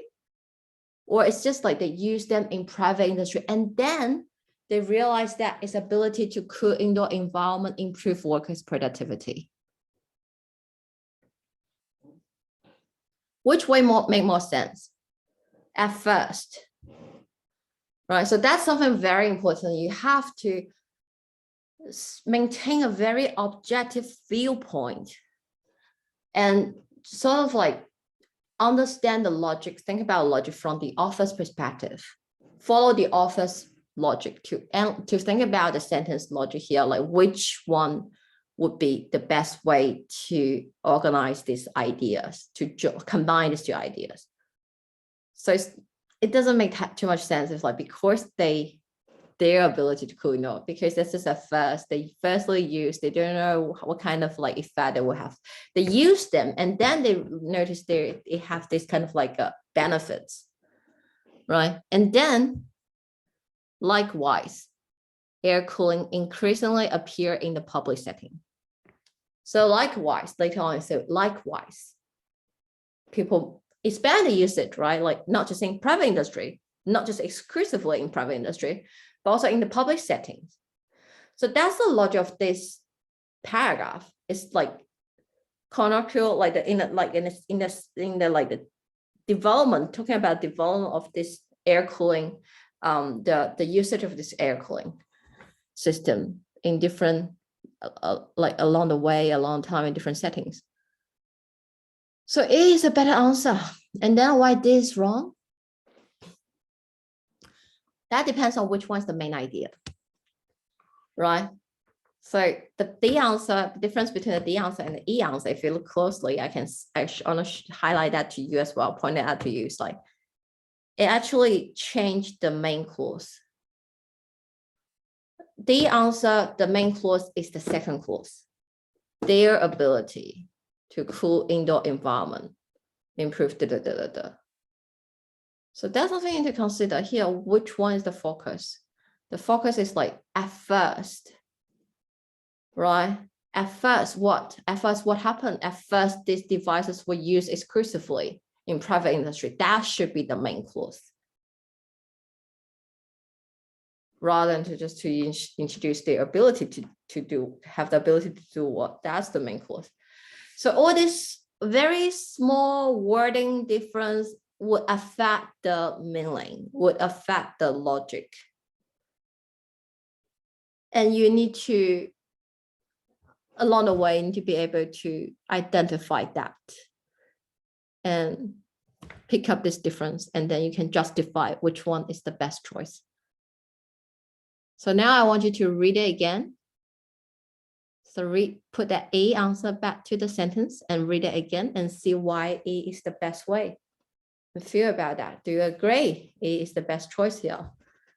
Logically, grammatically.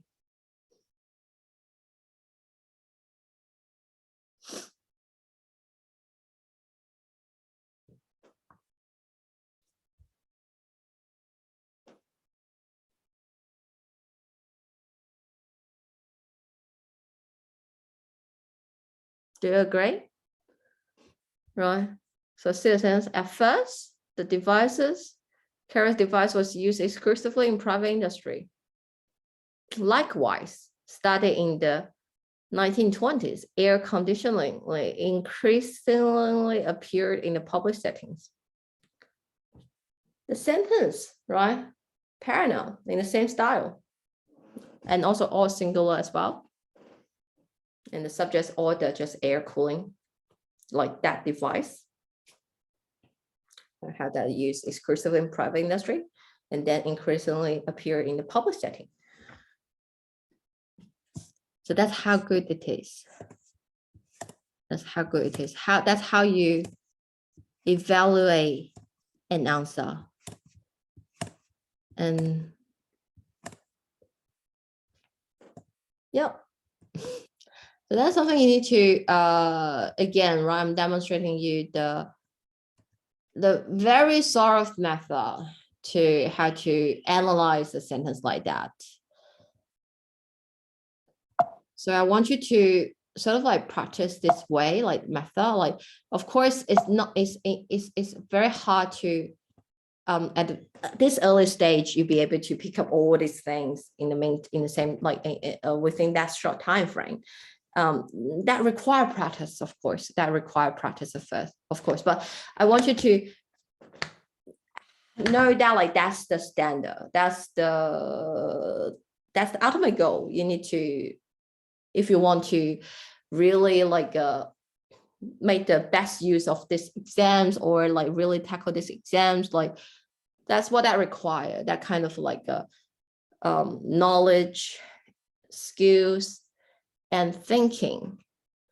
All right, so that's what I require. So it's not an easy test, but it is fun. I hopefully find this fun. All right, let's take a look at the other one. So they have simple one, but I don't want to, again, I don't want to freak you out. So that's the hard one. Again, that's the hard one, probably the hardest one of those hardest one. So we have a level 1, level 2, level 3. That's a level 3. All right, and most of the question will be level 1. And then level 2, and then like just a few is in the level 3. But along the way, right, think about that. You are, as long like as you upgrading your skills, you should aiming for the level 3 answers, right? So you get all the level 1 correct, and then level 2 correct, and then you want to get all the level 3 correct as well. So you get to that almost 0 mistake level. All right. So yeah, that's the ultimate goal. Have a look at the question 12. Have a look at question 12.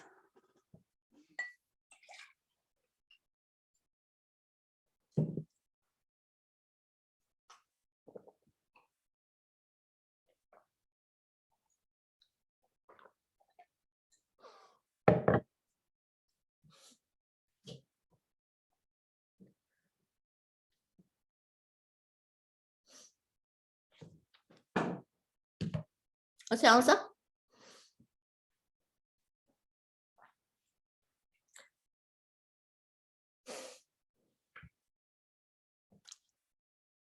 The answer here, the question here, this question is actually not about pronoun, but about the modifier. By doing something. Can you see that? That's the by doing something. What is that? It's by something. But here's just by doing something. That doing is a gerund phrase. So it's a by preposition plus a noun. So this by doing something is actually a prepositional phrase. And this prepositional phrase is doing what? It's either an adjective or adverb, right? And here it's an adjective. It's, or yeah, you can say it's an adverb as well because it's like place, the modifying the action.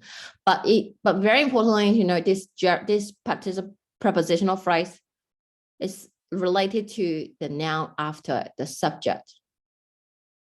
All right, maybe we can consider it this way, like it is modifying the subject. Who is entering? So you need to make sure that like the subject here, the target that it modifies is also the logical subject of this gerund phrase. So who, by entering the internet website, you need to make sure that things that it modifies can actively really enter the internet website. So is that A correct? No, catalog order cannot enter the internet website. B is correct. No, there's no subject anymore. They, who are they? You, all right, you, by simply entering the internet website so you can enter the internet website. So that's that logical subject and the target modifies the same. So the answer will be D. Is wrong, same reason, catalog order, right? Catalog cannot enter the internet website.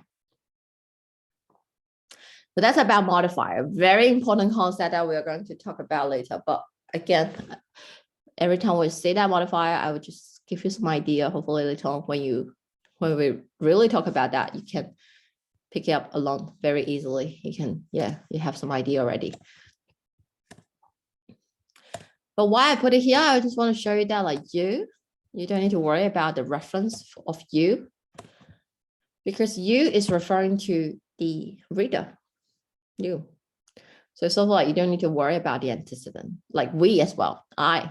All right, it's directly referring to, it's like the first person is referring to the author and you is referring to the reader.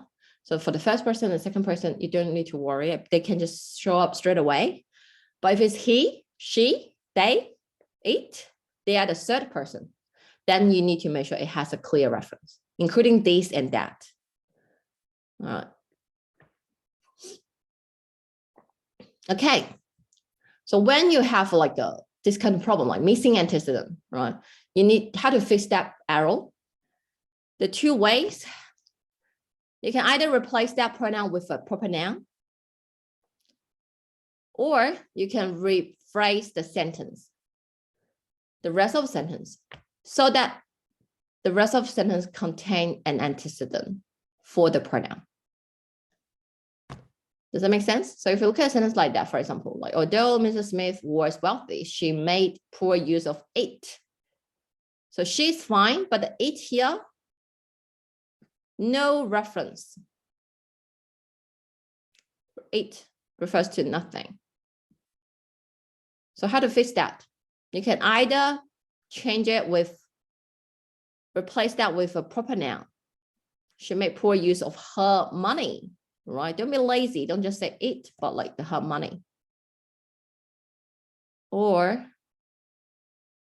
you can paraphrase the first part. So although Mrs. Smith has a lot of money, she made poor use of it. So now the it has a clear reference. Does that make sense? All right. So why I mentioned that? Because I want to remind you that when sometimes in a question, even the pronoun is not underlined, but if you see the pronoun in that question, in that sentence, you also need to check the reference. All right, I give you already enough heads up and rules. Let's have a look at this sentence. Question 9, see if you can solve it by yourself.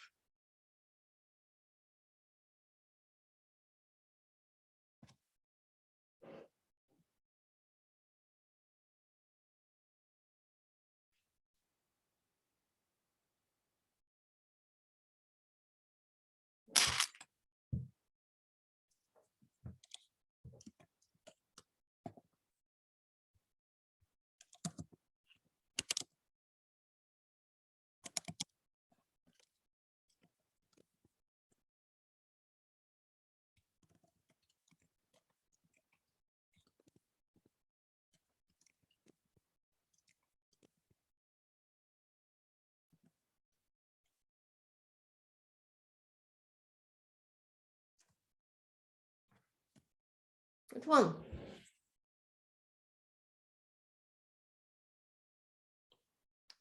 Is there a pronoun in this sentence?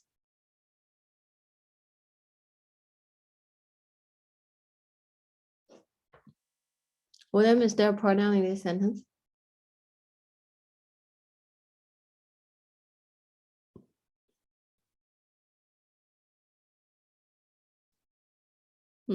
Kathy, is there a pronoun in this sentence?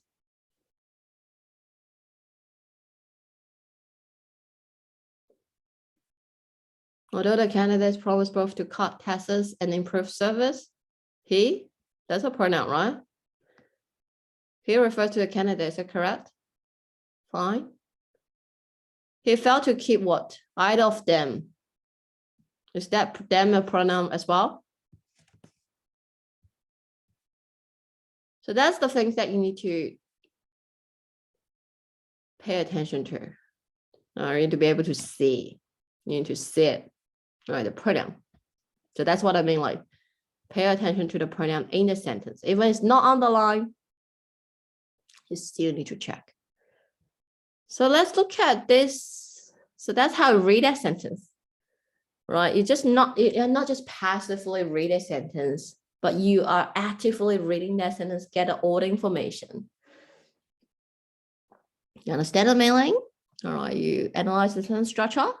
You pick up the small detailed things like the cruise, like the cases, the pronoun, these things all together, and even the logic here, and to justify whether it's correct or not. So in the original sentence, it's saying that although the candidate promised both to do, he failed to keep either of them in the election. So is that the sentence structure correct? Yeah, fine. You have the conjunction. Is the pronoun correct? Oh, but sorry, is the logic correct? Yes, although, yeah, that logic makes sense. So let's have a look at the other answer. So, but if how about a pronoun? Is that correct? Not, if you're not sure, we can keep reading. The candidate, having promised both to cut taxes and improve service, failed to keep either of them. Is B correct? Change the meaning. The although is missing here. The contrasting logic is missing here. Should we change that meaning? We don't have to. All right, we don't have to. In this sentence, we don't have to. And then C, although the candidate made promises both to cut taxes and improve service. It's very similar to the A answer. But what's the difference between A and C?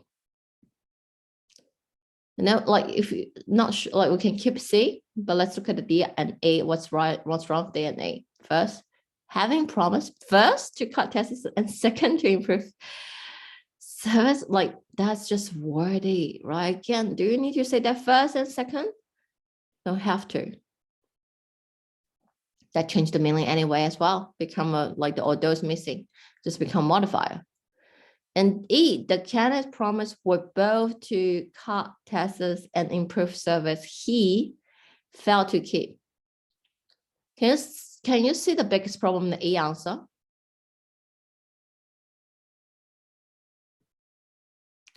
We have two independent clauses, but there is no conjunction.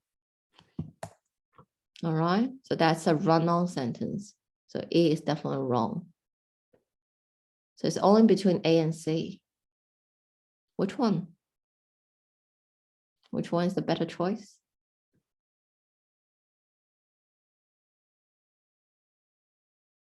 Anyone have any idea?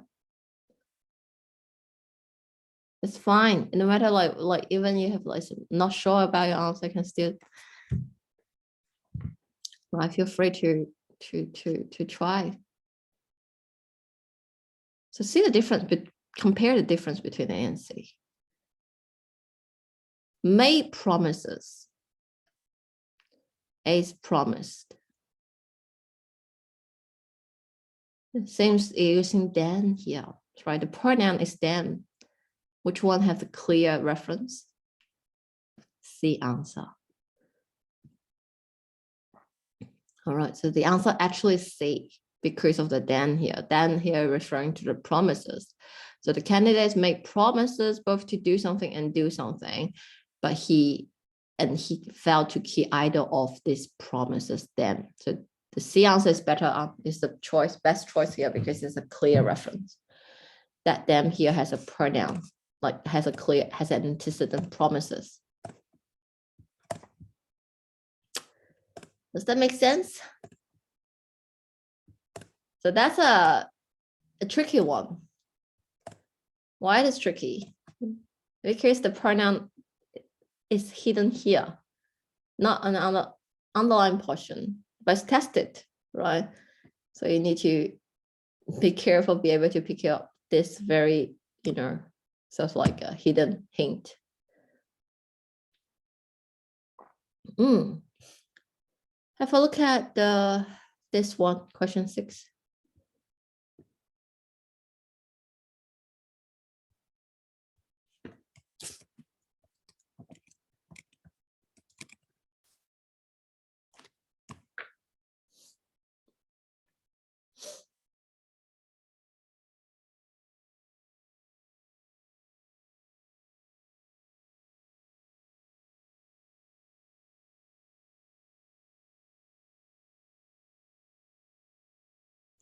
The problem of A, the which, that's a pronoun as well. Does it has a clear reference?